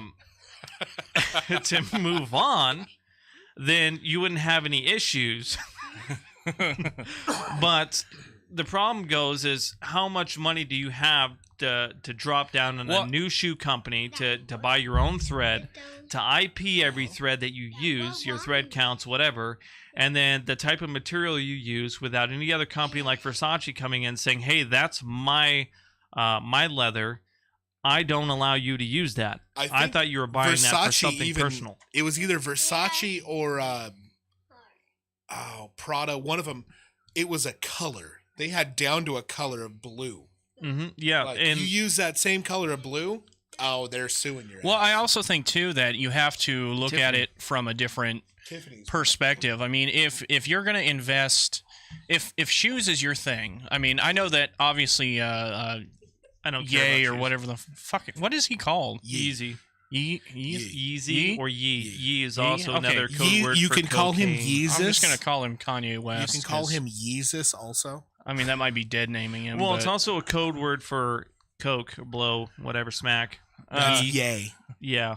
That's Well, and that's what they call him. They call him But Yeezy. if he was serious about the shoe production, if he was really serious about it, he would then invest in his own company to be able to do it, because at that point, then you own not only the intellectual property, but you would own all the manufacturing and facilitating and marketing of that. And I mean, if you're serious about it, then why not do that? Well, that's the difference between somebody like Kanye West and somebody like Jay-Z. Mm-hmm. Jay-Z isn't a billionaire by accident. All of his stuff, he owns that. That's his. Yeah, and that's nobody else paid anything. That's what into makes that. sense. Why He farm owns it out? I mean, it kind of comes across, and I hesitate to say this, as laziness on his end. Yes, contracts were signed, but Adidas already had a following. And so he just used that as a faster path to make money, as opposed to building it from the bottom up. And I mean, Kanye West is well known. He could have built his own easily built his own empire that way instead of farming it out and then I hoping he doesn't get screwed in the end. Well, and that's what I was saying earlier too, was that there's a difference in contractual agreements versus IP. So if Adidas approached Yeezy, that would be a totally different story. Yeezy would have every right to his fucking Kanye West would have every right to his shoe intellectual property versus him going to Adidas, and that's where the issue is now, because from what it's sounding like is that he actually approached Adidas like he did with Skechers, and Adidas so graciously, signed him after he left his Nike.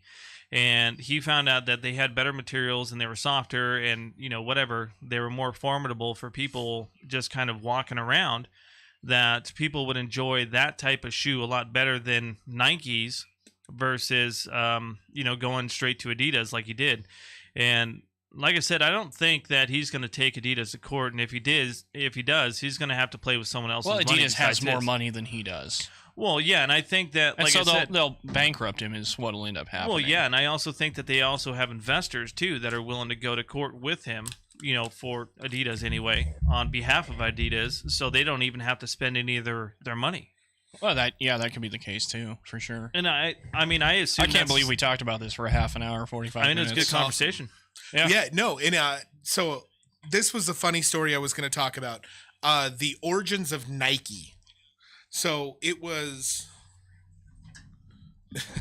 in the what is that? It's got to be in the 60s Olympics or something like that. Back when a track and field star would smoke a cigarette in between like fucking races.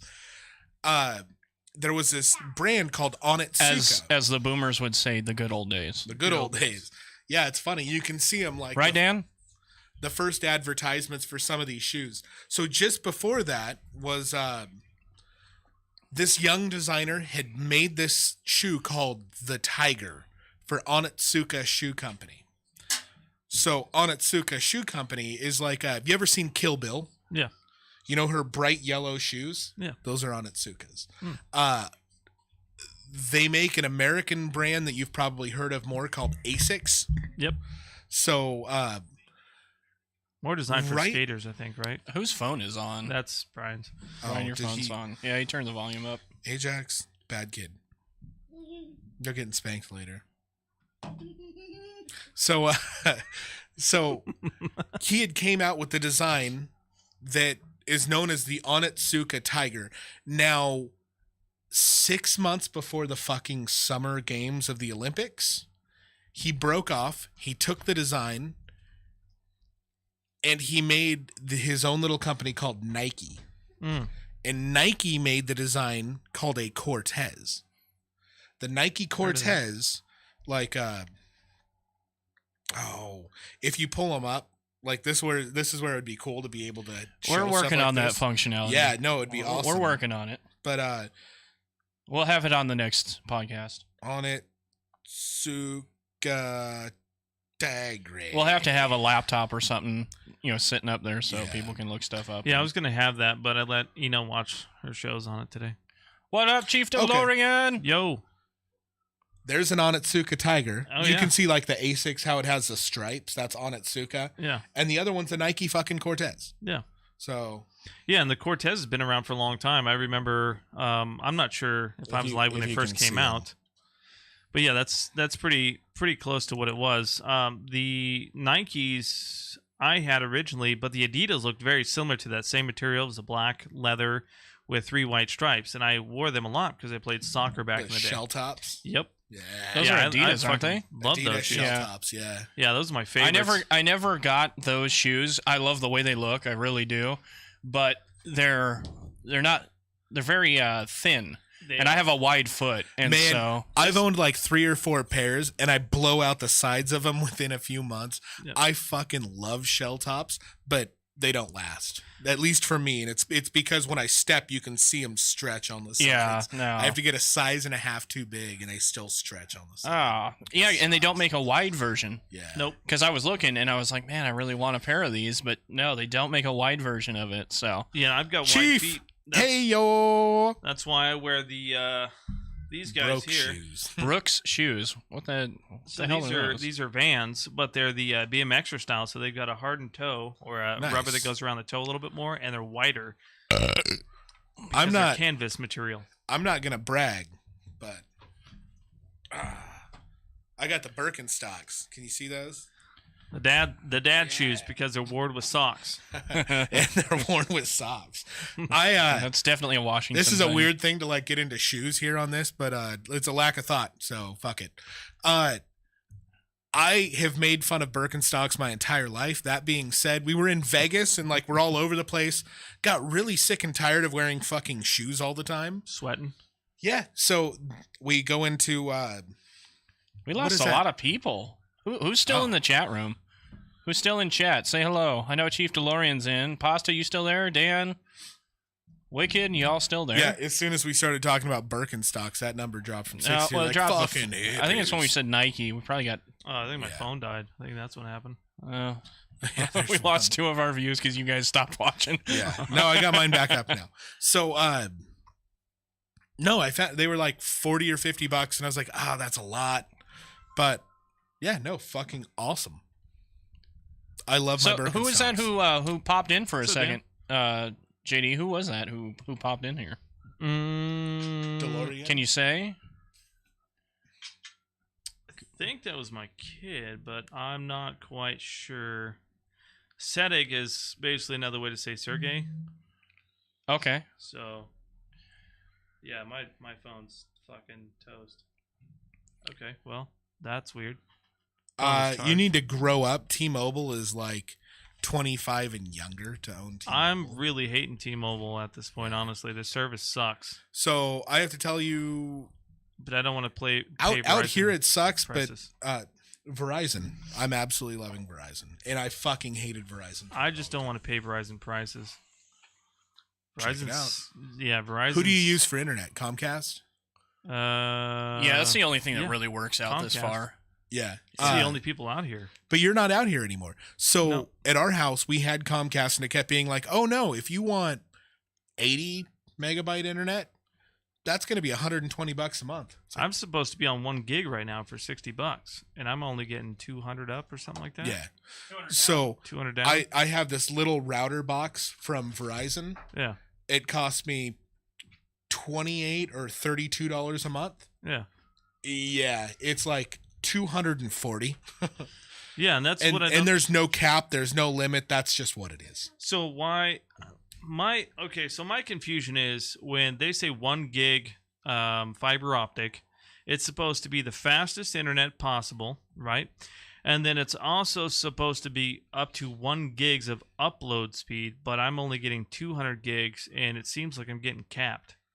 So I don't think it's true fiber, or I think that someone lied to me and says that it's not 1 gig. It's the 1 gig total plan. Mike can probably talk more to that than I can, because I know previously at my house, I was having... You're going to get beat for that, Mike. Uncle Mike will get you. Previously at my house, the issue that we were having is that like the splitters and the junctions were so fucking old that was just knocking down speed. So we went under the house, pulled a bunch of new fucking Cat 5, new terminals, new everything, and my speed like tripled overnight. Well, It was yeah, stupid. Cat 5 to Cat 6 is going to be dramatic.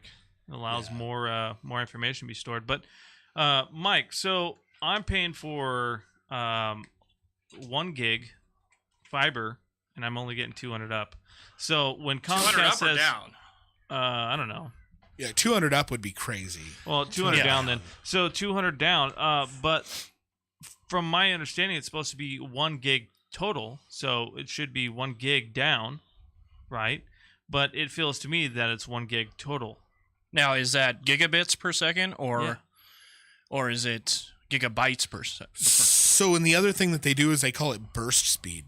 Oh no, we have So a bit. So, just so you know, if it's uppercase G and a lowercase b, that's gigabits. Yep. Lowercase g, uppercase b is gigabytes. So Yep. if it's if it's gigabits, 8 bits makes a byte. Yep. So you have to divide that number by 8. Mm-hmm. So if it's a gig, 1 gigabit, you have to divide that by 8. Mm. So that would be that 150 to 200 range. Yeah. That's what they're doing to you. What a fucking piece of shit. But it's supposed to be fiber, so it's supposed to be a lot faster anyway. So, yeah, we're just not getting that. I mean, I've got 2 kids on a cell phone. I got myself on a cell phone, and I've got a laptop. I can tell you the best part where I felt the best was walking into the Comcast store, turning in our fucking phones, turning in our router, turning in all of our stuff. They're like, well, is there any reason why you're leaving? It's like, yeah, because through Verizon, all the services we're getting from you, I'm going to pay like $130 a month. That's not even going to make up my internet bill. Yeah, that's crazy. You guys are going to charge me $120 a month for the internet and then add all this stuff. And we'd been with them for like 6 or 7 years. Yeah, my parents. But that's why. That They go, hey, well, you guys have been with us long enough. None of these offers are for you anymore. Yeah. So I had CenturyLink before I moved out and we bought our house and stuff. And I was getting like 200 or 300 meg down because I had a fiber line to the house. Yep. And that was really good. And then when I bought the house and transferred over, their offer was 1.5 megs. 1.5. And they're like, why do you want to leave? Why do you want to go over to Comcast? I'm like, I have a business to fucking run. I need decent internet. We only use streaming for TV services. So when that happened, I had to drop CenturyLink because Comcast is literally my only option. Yep. In fact, Starlink's not even an option where I live because it's already been bought up. So there's not enough. There's not enough bandwidth. Licenses. Yeah, there's not enough to use that where I live. So wow. Yeah, you should have done it. It was $100. No, it was $500 for the initial buy-in, and then it still is. It still is, but and they I can have still to have, buy it. But yeah, there's no openings to use it, so I can put $100 down and then pay the additional $400. What are they saying? They're saying something by like 2024. Elon Musk wants to have his own phone company. Like, no, the Tesla phone's going to be out. No. What happened is T-Mobile merged with Starlink. Oh, fucking T-Mobile. So T-Mobile will be able to be used anywhere where there's a Starlink satellite. Well, and that's why I'm confused is that my phone's slow. I've been having a lot of issues with my cell phone. As far as like pulling shit up and losing service in certain areas where I shouldn't. I have blackout spots. And it's fucking, it almost seems line of sight. Because you use those shitty Android phones. Yeah. No. Yeah, you got to get the fruit phone, man. Yeah. Yeah, no. Fruit phone's where it's at. I'm not about the fruit phone. I'm about the open source stuff, Open source? Like herpes? Yeah!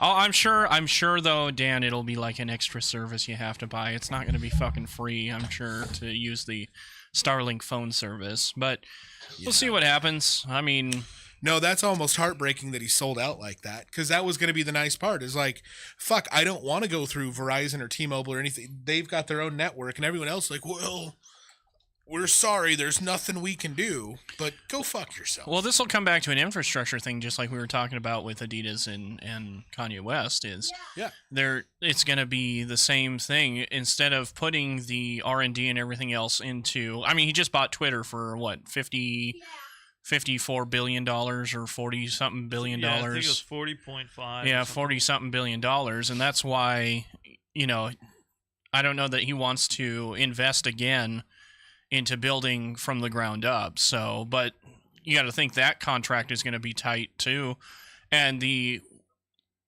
Starlink's going to make a profit off of it, huge. But it's really. T-Mobile is definitely the bigger benefactor there, and the bigger loss if something happens within contract negotiations, because T-Mobile's not sending satellites up into orbit, and Starlink is. Yeah. So, and Dan, I don't use 5G because it kills my phone so fucking fast. I mean, I have a newer iPhone. And you got to get. I just use LTE. The 14 Pro. Yeah. I'm not due for an upgrade for a while, and Oh. I didn't even want to upgrade last time. You have because- to wait for upgrades. Well, I'm longer overdue. the company pays for it, so Oh, yeah, And- that makes a difference. and so yeah, I didn't even want to upgrade to the 12 or 13 or whatever the fuck I have now, because I had the 10, and because the Sprint, we were with Sprint originally, but the Sprint and T-Mobile merger happened, and because they stopped using CDMA, I'm pissed about that. and it's only GSM phones now, or as far as I know. I don't know how the technology changed, but as soon as somebody was up for an upgrade within the company, they're like, everybody has to upgrade. So that sucked. Yeah, for you. Yeah. Down to 2 viewers now. Yeah, one of them's me. The World Series is on right now. Who cares? I don't. The Yeah, World no, Series. The Mariners aren't in it, so. I noticed. Why did Conrad leave? Yeah, Fallujah, you still here or are you gone? No. Yeah, buddy. Yeah, I don't know why he left. He's like, I think he realized that like we got the upper hand because like he's commenting, we're talking, he's like, oh no. Probably felt like he was in an echo chamber or something. Yeah, go sit there. It's funny. That's funny. Well, I mean, I guess we're discussing contract, negotiations and stuff with somebody who might actually own a business and know how some of that crap works. Mhm. Yeah. Maybe. Yeah, considered I've been Yeah. using copyrights for the last 8 years. Well, and that's just it. And the bad part is that they take people back on the Kanye West thing. They take people like Kanye that maybe isn't smart enough to run his own business. Or appears Maybe he's not that kind. And some of it, I'm sure, is cockiness because, fuck, when you have that sort of money, you hire people to do that for you. Absolutely. You hire them. I mean, do you think that he was there during all the I'm over here. Ha- All the contract negotiations? I mean, you think that he was there representing himself for that? No, he has representatives. He has lawyers. He sends them off to go do those negotiations. And depending on how intelligent or how stupid he is, there may not even be him there at all.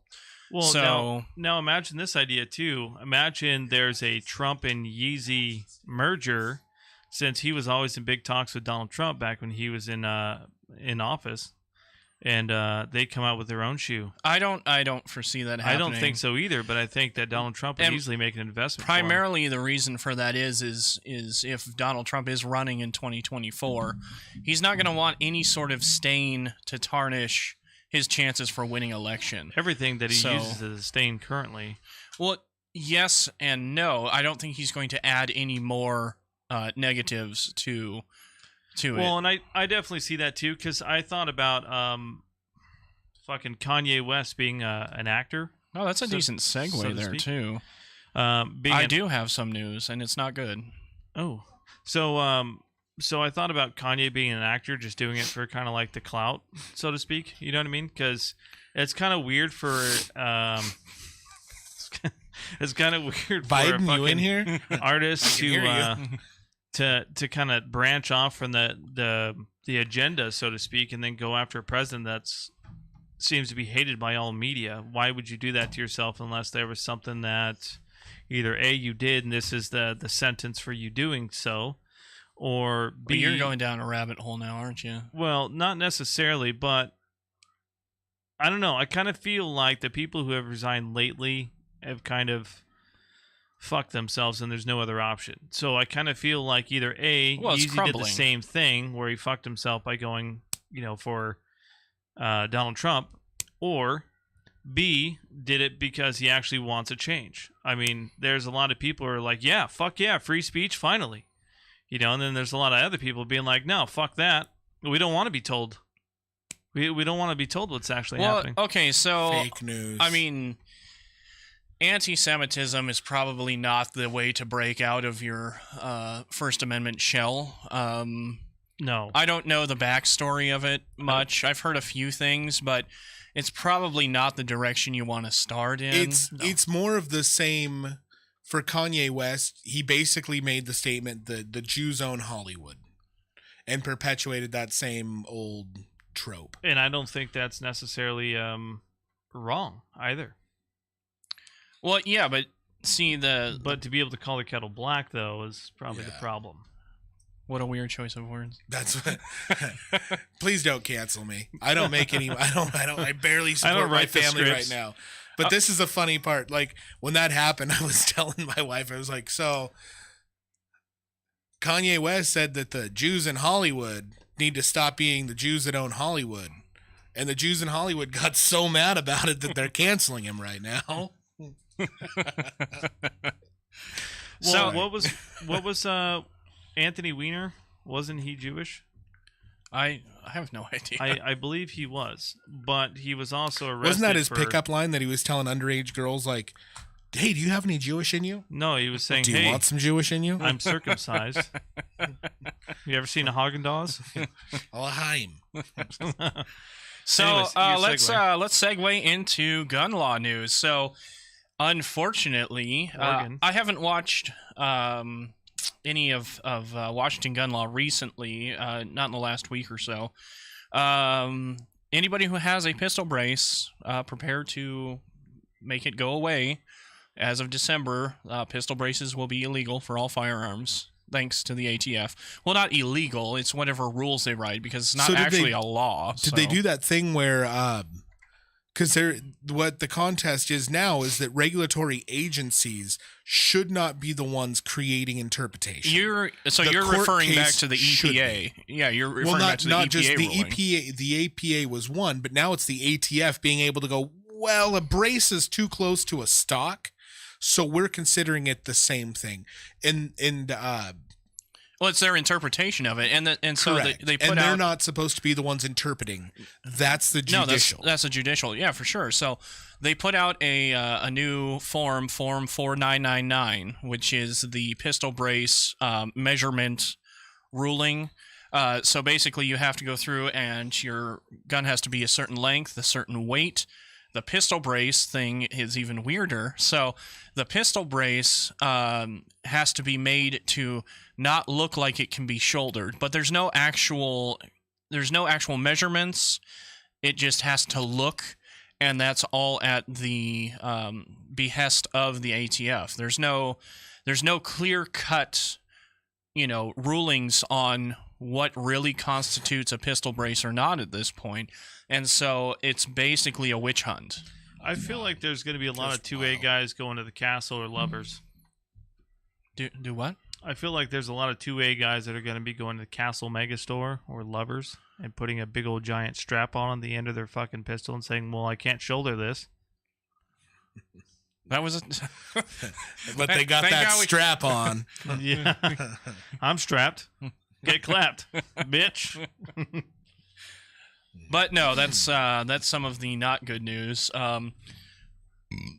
As pertaining to Washington, I know that there's a few litigation things going now for the magazine ban, the standard capacity magazine ban. Yeah, because standard capacity for an AR-15 is 30 rounds. That's not high capacity. That's standard capacity. Yep. I have multiple weapons that hold more than 10 rounds. So I can't buy magazines for any of them now legally in the state of Washington.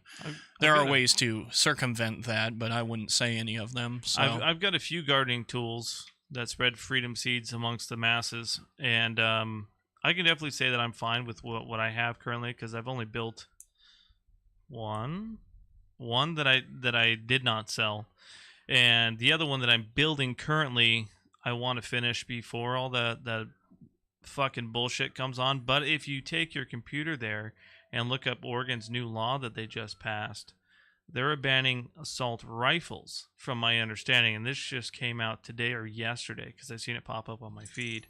Did that actually pass? I believe it did. What? And the voting hasn't.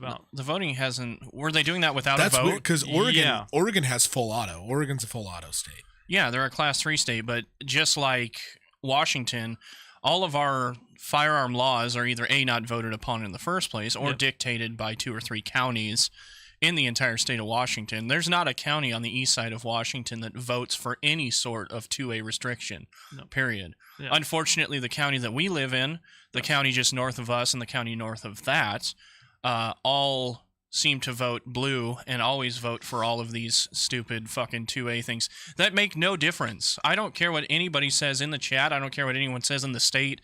I don't care what anyone says in the world. It makes no difference. Criminals are going to do criminal things, period. And stomping on the rights, the Second Amendment rights of United States citizens is bullshit. Absolutely. And the other thing is too, like, if you're fucking Quentin, or not Quentin Tarantino, but if you're what's the fucking movie with Rust? No, not the fucking Alec Baldwin game. Yeah. But the actual good old Alec. Hey, is this thing loaded? Baldwin. Fuck. I should be the shirts guy. But the and that's how uneducated the left is on firearms, is they don't realize that a single action firearm, you actually have to pull the hammer back in order to fire that firearm. Yep. Period. Oh, this Oregon thing, that'll get shot down quick. One of the nation's strictest gun control. This is from Mail Tribune by Maxine Bernstein. One of the nation's strictest gun control measures will go he before... wouldn't be wrong if he did say Clinton Tarantino, Pasta. It's pretty close. Clinton Tarantino. One of the nation's strictest gun control measures will go before Oregon voters next month because of voter signature gatherers as young as 11 and as old as 94. So 11-year-olds get to fucking sign. Like, get to vote for an 18-year-old measure. Yeah, that's weird. Or in this state, a 21-year-old measure at this point. Yeah. I mean, so, I believe you have to be 21 in this state to buy a firearm at this point. No. Well, for pistols. I'm saying they get to sign the initiative. You're supposed to be a legal voting age to sign an initiative, because the issue that'll be thrown out of the Supreme Court for sure. Oh yeah, but the kids can take it, and like that's a fucking issue. Well, but anyways, aside from it, so Measure 114 would require a permit to purchase a gun. Right there, that won't be allowed, because where do you have to have a permit to practice free speech? No. Do you have to have a permit to not implicate yourself in crime? They would prefer that you have to have a permit. Do you have to have a permit speech? So that soldiers can't house themselves in your house? No, which is the Third Amendment, by the way. Yeah, your civil rights are your civil rights. Yeah. So they can't say that, well, if you want to own this, you have to have a permit. That's not allowed. Well, they are going to try to walk back the capacity laws here. I know there is some litigation about it. I haven't read much on it yet. From what I've heard, everything's already moving in the ways. Like, I think there's only a couple things left to happen to where they won't be able to restrict that. I also know it was part of the whole New York thing where they're making it Bryon versus State I of New also York. know there's many gun stores that have not stopped selling high C or HCM, high capacity magazines. I would not say that ever. Nope. I wouldn't. I wouldn't say anything like that, because I appreciate all of our FFLs. No, absolutely, including myself. But the other thing that I was going to mention too, with this 11-year-old signing thing, they're going to be bringing shit in on the school bus loads.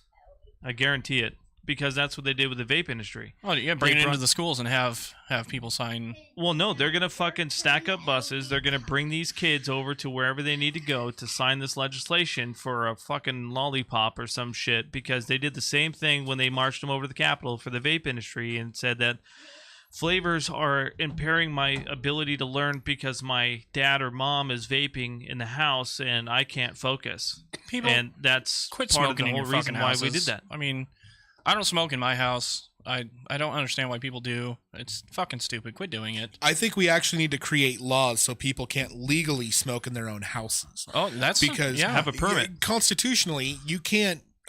I don't see smoking anywhere in there. And when they wrote that, they knew about smoking. Smoking was a thing, but back then they would go outside to smoke. So that's why that's not a civil liberty. That's not a part of a pursuit to happiness.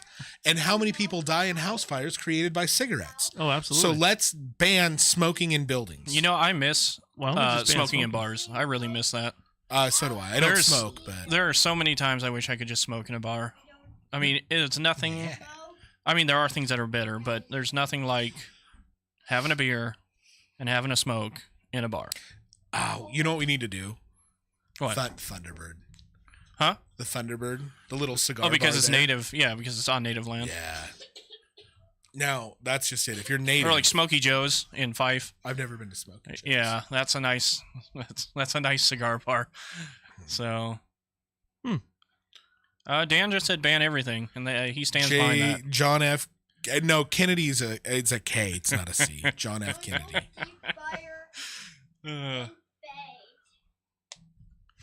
There's gonna be spiders in space. And Keanu Reeves is what I'm talking about with the whole magazine thing, where if you can load a magazine like Keanu Reeves and in those shows, where essentially if you had a 5-round magazine, you can drop that mag, pop in a new one. It would be no difference than if you had a 30-round magazine. There are many videos that show the fact that a magazine change doesn't really change the amount of damage that you can do with a firearm. Nope. Period. Nope, absolutely not. So it's the difference between like 30 rounds taking like, let's say 11 seconds and 30 rounds taking like 15 seconds. Yeah, it was like 15 or 20 seconds. And I mean, that's even closer. It's even closer than that. That's with some sloppy it's within magazine a second. swaps. Yeah, it's within a second. And it also didn't cover belt fed either. So just for those fucking What I hate idiots. is the hypocrisy in Hollywood about actors. Hey, I'm very anti-gun, but I'm going to shoot this fucking person because they make violent films for children. So there's two that come to mind for sure. One is Matt Damon. Jason Bourne. Yeah. He is very against the Second Amendment, yet in every movie that he is in, for the most part, all have to do with firearms. The other one's Liam Neeson, which I used to really like Liam Neeson movies. And Liam Neeson, did you know that he assaulted a child? I did not know that. Yeah, he was a school teacher for a while. And that was like before he did his whole thing. And this kid, granted, the kid was being an asshole, and like I totally support it, but he abuses children. So the kid pulled a knife on him, and he just fucking belted him across the face. Like the kid was ignoring him, that sort of. I'll have to pull up the story, but it's fantastic. Wow. Like Liam Neeson hit a like 15-year-old kid.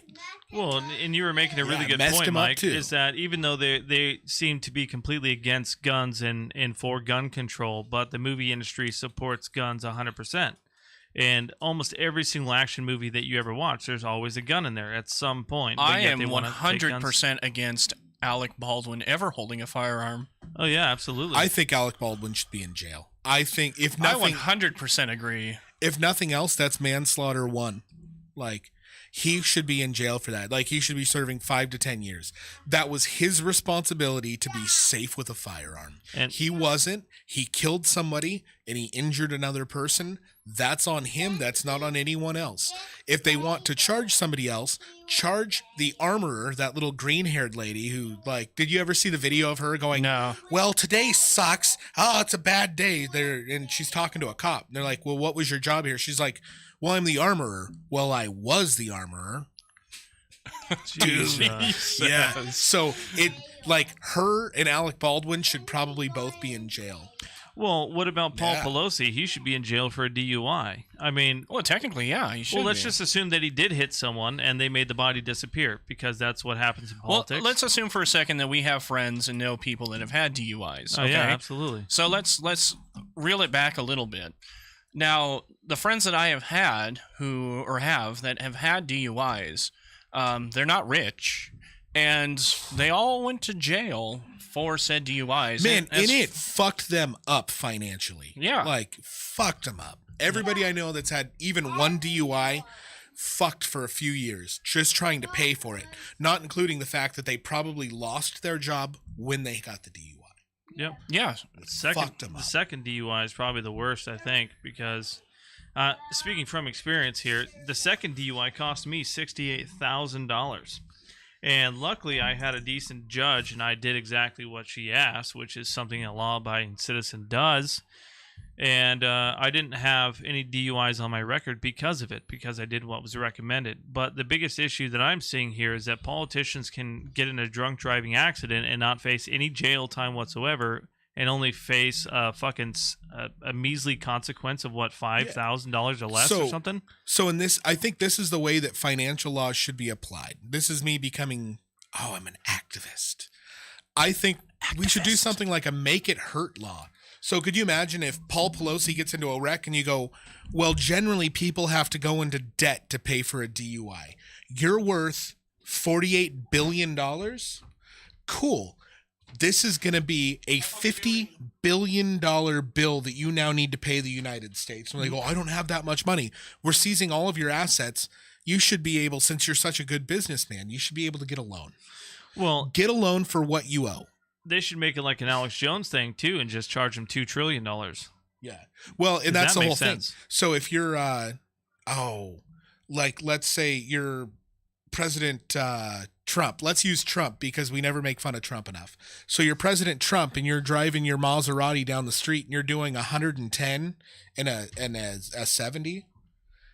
The normal person would be, it's not financially. They would get like whatever of their gross income. You do that like, that's, an $800 ticket. That's 1% of your gross income on the average person. Yeah. So Well, cool. You make $500 million a year. We're going to take 1%. So there's a $500,000 speeding ticket for you. Yeah, are we talking about in Finland or Sweden? No, I'm talking about the way it should be here. No, it should hurt. In here. Finland or Sweden, one of the two, the speeding law is if you're caught speeding, you pay 10% of your yearly income. So if you make $1 million a year, you're paying $100,000 for that ticket. That's crazy. Yeah, and actually funny that you bring up the Trump touching a steering wheel. There was a funny thing with Biden. Did you see him driving with Jay Leno? I did not. Active and previous presidents are not allowed to drive cars unless on private property. It's too hard for the Secret Service to deal with if the president's also driving. So they have trained, specialized drivers that know how to drive those cars defensively, as well as drive them tactically. And a president is not allowed to drive. Bush is one of the few that would drive because he had his Ford pickup truck on his Property. On his property. His dad's so farm. he was allowed to drive that on the property. Yep, That's it. on his dad's farm. Yep. And the biggest issue too is that on his property, it's a no-fly zone, so they're completely covered. So that's why presidents can drive on their property, because I think it was like 50 square miles or Buckle something up, like that. buckaroos. Yeah, 50 square miles or something like that. Nobody's allowed to come in with any part of ordinance from that property, so that's why they're allowed to drive. Well, I mean, if we want to talk about DUI laws that have been skirted over the years, we can always bring up Vince Neil from Motley Crue. Oh, yeah. Who had a passenger in his Corvette in the 1980s, late 1980s. He was fucking drunk and drugged out of his mind. He got into an accident, killed the passenger, and his sentence was 30 days in jail. Yeah, that's That was it. manslaughter. That was it. I mean, that wouldn't happen to us. Nope. I mean, if we were to do that, I mean... Better yet. It's 10, 15 years. Was it Ted or was it Robert Kennedy? On, what's that? Everybody's favorite island? Where Obama lives now and fucking... Martha's Vineyard? Martha's Vineyard. Oh. There we go. So I thought you he... were talking about Epstein Island. Yeah. No, that's where they would love to live, but It's like, what is this, the new TV media show? fucked that one up.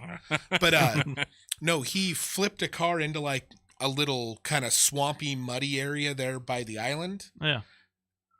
There was a female passenger who they think was knocked unconscious, but this thing slowly sank over the 16 fucking hours it took him to go in and say that he wrecked the car.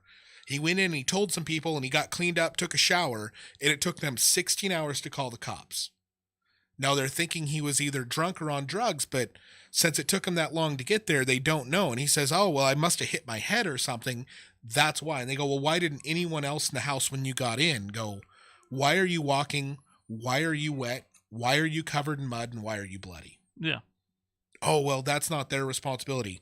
Walked away scot-free. Yep. Absolutely. Fucking killed her. They said, had he have even walked there and just told somebody so that they called and non-emergency showed up within a few hours, she would have lived. Yeah. But that wasn't murder. I'm pretty sure that was Ted Kennedy. But Interesting. yeah, it's got to hurt for the poor, not for the rich. Yeah, exactly. I mean, we're the ones that get hit with that shit. It's not the rich, and you know, everybody thinks that because, you know, we don't support the left, we don't support the right either. I mean, honestly, they're all pieces of shit. They are, and they don't give a fuck about any of us. They don't. Yeah, because there's definitely a point when you get too far over the line, and when you get too far over the line, you're extreme in any regards to whether you're a Democrat or, you know, alt-right or whatever the fuck you want to call it. But there's very extreme people, and this goes back to the previous conversation about how the burning buildings and shit like that happen in the summer of love, but yet Republicans are hostile just like Antifa. I find that really hard to fathom because I didn't see any Republicans going out there with bulletproof vests shooting up a bunch of Antifa members or BLM members in the summer of love protecting their fucking cities. So I remember them being told to stand down because it was the summer of love in an occupational zone and nobody can go in there unless you were invited. January 6th, one person dead. It was an unarmed female. Yep. Killed by a cop. Yep. Could you imagine if something like that happened at one of these?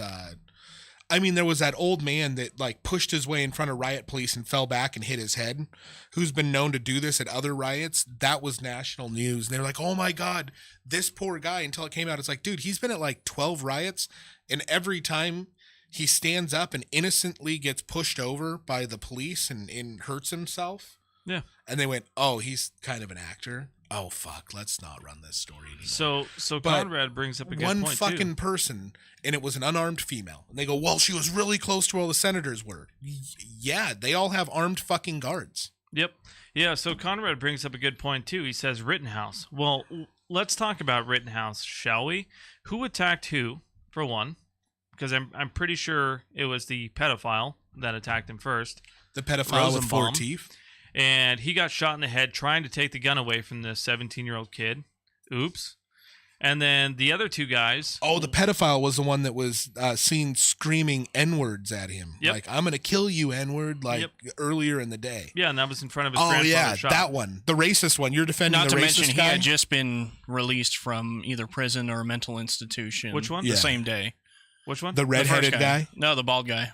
No, Yeah, the bald guy was dead. Yeah, I know. he did. Oh, yeah, he got released. Yeah, he had from been just jail on that released. suit. Yeah. Yep. Yeah, and then the other two Oh, guys. so the racist, mentally challenged one is the one that Boss is trying to defend. Yeah, because so the other two guys, one was for DV assault, and that was the guy that actually had a pistol in his hand that got shot in the arm, and his arm turned into spaghetti. And then there was the other guy that was there for rape in the second degree, and for also assault and robbery.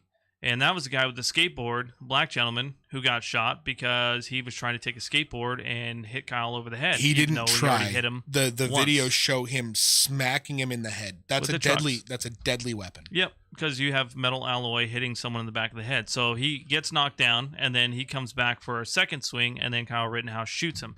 So here's the story about gun control. So nobody else besides those three people. Hold on. Paul says, that's all a convenient backstory. He shouldn't have been there to begin with, like you guys said.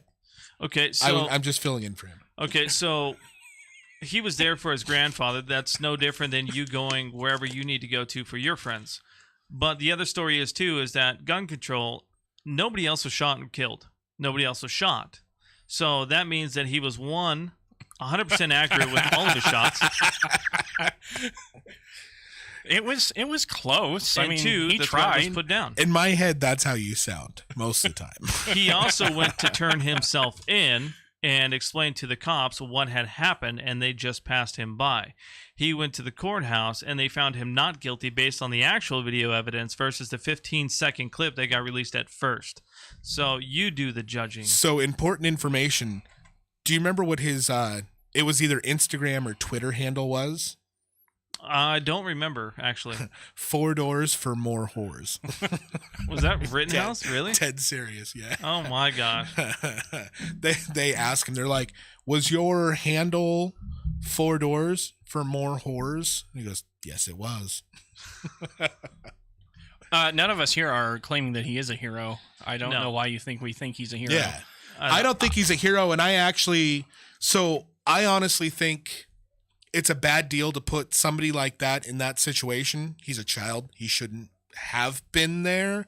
However, it was not illegal for him to be there. That being said, the guy calling him an N-word, the racist, and the DV guy never should have been trying to assault a child. That is never okay. It's never okay to hit a child. It's never okay to try to kill a child with a skateboard. It is never okay to try to chase down a child behind cars to hurt them. And if they're able to defend themselves, I hope they can. I'm really glad he was able to, because that would have been bad. He would have been murdered, and then everyone would have went, oh, well, that's just what happens. Well, and we're not talking about the day before, the day previously, where he was actually doing community service and cleaning off all the graffiti on the court walls and the concrete structures and stuff like that, before he actually made it to his grandfather's business the next day, since he was already in that state. But, you know, I guess the facts just go the wayside when you're a Democrat and you look at just simple things that make you... Aah! Yeah, are we going to mention the rioters during all these riots that were like from 4 or 5 states away going to protests that turned violent and burned down buildings? Or the BLM guy who shot the guy in the head for wearing a Trump hat? Well, Pasta, that was... Pasta, what about in Portland? Was that the one in Portland? That was in Did Portland. you know that dude was one of the either a president or one of the officers of their Patriot Prayer, like National Patriot Prayer? Mm-hmm. Yeah, so that's why when he got executed on the streets like that, they didn't even investigate it. There was no reason to. They knew who did it. They knew what happened. Oh, yeah, there's live video footage of it. Yep. Okay, well, I mean... Dude, he was... here's my retort to your... He He showed was up of with color, a gun. too, right? So was one of the people who tried to kill him. So should that person have had a gun as well? Or should they have not had a... He legally no less.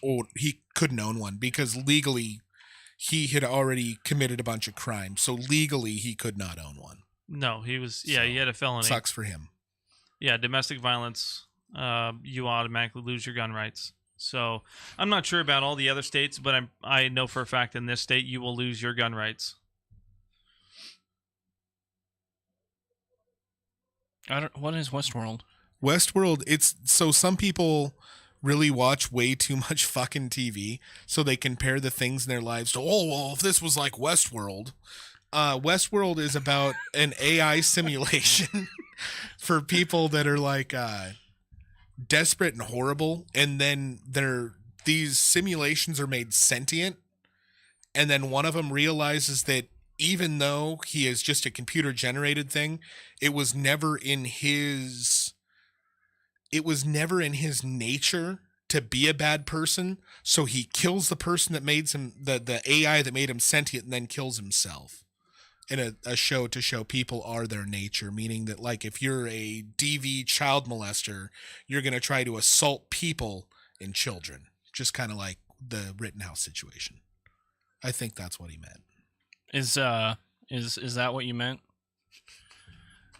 You meant Old West rules. I never actually watched Westworld. Bryon is a nerd. Well, and that's the guy who got shot in the arm, and the arm became spaghetti because of it, because he held the gun up and Kyle Rittenhouse just fucking blew his arm off. So, and he was the one complaining that Kyle Rittenhouse had shot him first. Well, he held the gun up to someone who was actually trying to defend themselves for their life. And when you put up a gun to someone who's already trying to protect themselves, they will shoot to kill.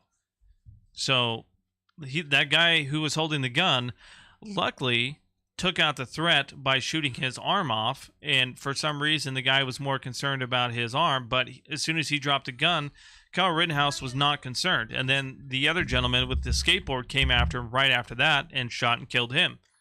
So I thought Al, my arm guy, got shot last. Because I could have swore he shoots the one guy. Actually, you're probably right. Then they chase him. He trips. And as he's on the ground, the skateboard dude comes running towards him, and he like kicks him, and he sits up with the rifle, gets hit in the back of the head. The rifle comes up, one shot, not a bunch of, not like letting out a bunch of stuff. Like, I think it was one shot to that dude in the torso, keeled him over. He did a 520 flip bleed out or something. Yeah, like I don't know skateboard tricks, but he did one. And then he gets up from that and starts running again, and then trips or something happens or somebody we're tackles dropping him. frames again. I don't know what the hell is going on. And then was we're talking about conservative shit. So, and then at that sorry point, everyone if it's that's buffering. where I the don't know what dude's the hell's going on. comes up to him with a gun out, and he like aims his gun at him and just shoots him. Yeah. But the guy had a gun, and his whole thing was he was saying, I was trying to get him to stop. I was trying to apprehend him. No, you weren't. You were threatening his life. Yeah, not with a gun. You were threatening his fucking life. Yep. Had he came up without his gun being, holstered or unholstered or whatever, I'm pretty sure things would have went a lot differently for that guy. But yeah, after his fucking record became public, his girlfriend immediately broke up with him. See, in that whole I would have emptied the mag thing, like, that's exactly where you can see his intent was to get the attack to stop, not to kill. Yep. So there's a difference between so this is a great example, and I'm sure you'll love this one, Pasta. It's like cops aren't taught to go, freeze, get on the ground, drop your weapon, I will shoot, and then shoot one shot. Cops are taught, drop your weapon, shot, shot, shot, shot, shot, shot, shot, shot, click, click, click. Because you empty that entire magazine. A witness to whatever happened. All right, looks like the lagging's done. A witness to whatever happened is a bad thing. And that's almost the same thing with the Rittenhouse thing. The guy who survived that was going, I was just trying to stop him. I was trying to help. That turned into this thing where all these stupid people are like, yeah, that guy was just trying to help. You aimed a gun at a fucking kid who was being chased and hunted like a dog. Yeah. But, cops are taught to keep going, to keep shooting, empty the magazine. That's why they're so fucking deadly. That's why they kill so many people. They're not supposed to stop and think, okay, is the threat eliminated? As soon as you're at that point, fucking go. Just go. Empty the magazine. If they get up again, reload. Well, and the fucked up thing to think about, too, statistic-wise, is that in New York, the miss rate for a police officer in New York is 86%. And that is the reason why high-capacity magazines are a thing. Because you can't just shoot one shot and hope that you put down your perpetrator, especially if you have an 86% miss rate. Sex. So having 30 rounds or having 17 rounds in your clip or whatever helps you eliminate the target. And if they're being taught to empty or mag dump or whatever, yeah, they have an 86% miss rate, but that means that at least 6 bullets are landing. So, whatever. There's not really much I can say to that. One of the cool things, too, because, I don't know if anyone else has had this experience I got to when I did the Police Explorers thing. They have these simulations, and they're really cool. You go in, you put on your belt, you put on your we had our Explorers uniform, everything on, and there's an operator sitting back there, and they're not keying you into anything. And they go, okay, you're on a low priority stop. The vehicle was seen doing this. It's thought of some suspicious activity. There had been a call earlier. It's yours. So at that point in time, you walk up and you're like, hey, I'm Officer Keiki with the Tacoma Police Department. How's it going today? We got some calls. And they interact with you. There's a computer with a bunch of different outputs that they can have. Anything from not aggressive to highly aggressive. And they'll change them. And at the drop of the hat, they can push a button. That fucking dude ends up pulling a knife, pulling a gun, attacking you. And their whole thing is they're watching you and seeing if you're paying attention. You have to do everything. I mean, you're taking your notebook out of your pocket. You're taking notes. You're talking to them. It's a computer simulation. But it's pretty fantastic to see as far as what police have to go through for all of that sort of stuff when it comes to how quick a situation changes. And when you talk to them, that's how it is. If you watch any of the police shooting videos, they're walking up to the car and all of a sudden dude jumps out, just and all you hear is a cop screaming. Yeah. And then you hear the scream stop. Yep. That's it. Yeah, I remember when I was in high school, I did this this is like middle school or high school or whatever. I did this program, but it was for the fire department in Los Angeles. And we had this call, and the car was upside down. There was 3 people in the car, something like that. And I guess it got so bad to the point where they had to have me transferred to a different engine and taken back to the fire station because there was blood everywhere. And it's interesting being stuck in situations where you're not normally going to see them, especially if you're just driving, on your day-to-day thing to and from work, versus being a first responder and seeing what they actually go through. And yeah, it's quite, I don't know, man. It kind of weighs on your conscience a little bit too, to see that, another life has been taken, or to see that, other people could have made decisions to prevent such, travesties, so to speak, whether or not they have a gun, they're, trying to unholster it to, either one, take someone's life, protect themselves, or to take someone else's life to prove a point. Someone cutting you off or whatever, and you're cutting them back off to served you right, asshole, whatever, and then they fucking try to pull you over, and instead of them coming to your door to say what's up, what's your problem, they come in and just unload their magazine in you, or vice versa. Hey, what's up, man? You just cut me off, and then the person that you drove or whatever, the person that you're approaching their car just unloads the magazine on you. So either way, try to take plenty of time in your day-to-day life before you go to work. If there's rain or whatever, take an extra hour out of your time to get up early or whatever, and fucking make sure that you have enough time to lollygag between traffic and all the other issues. If someone cuts you off, just whatever, it is what it is, but at least it's not going to affect your day. But as soon as you let negativity get to you, that's kind of when things start going sideways. Well, I think we're going to segue into the end of the podcast here.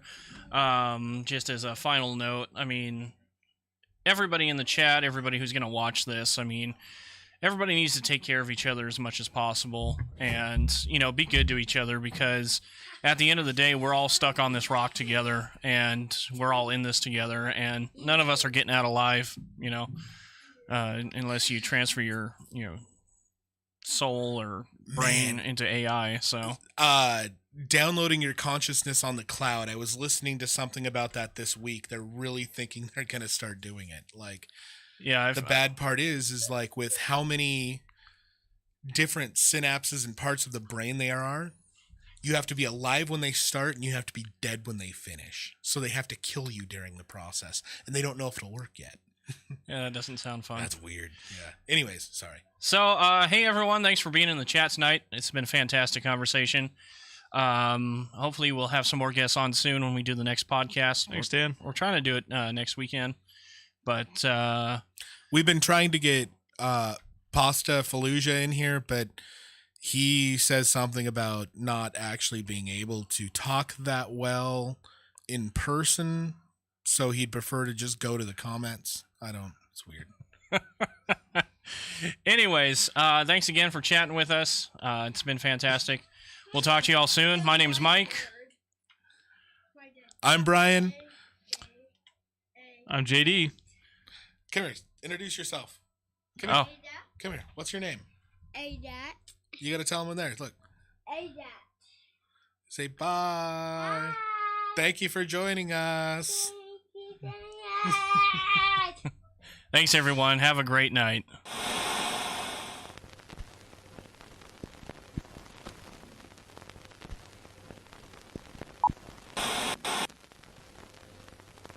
Thank you.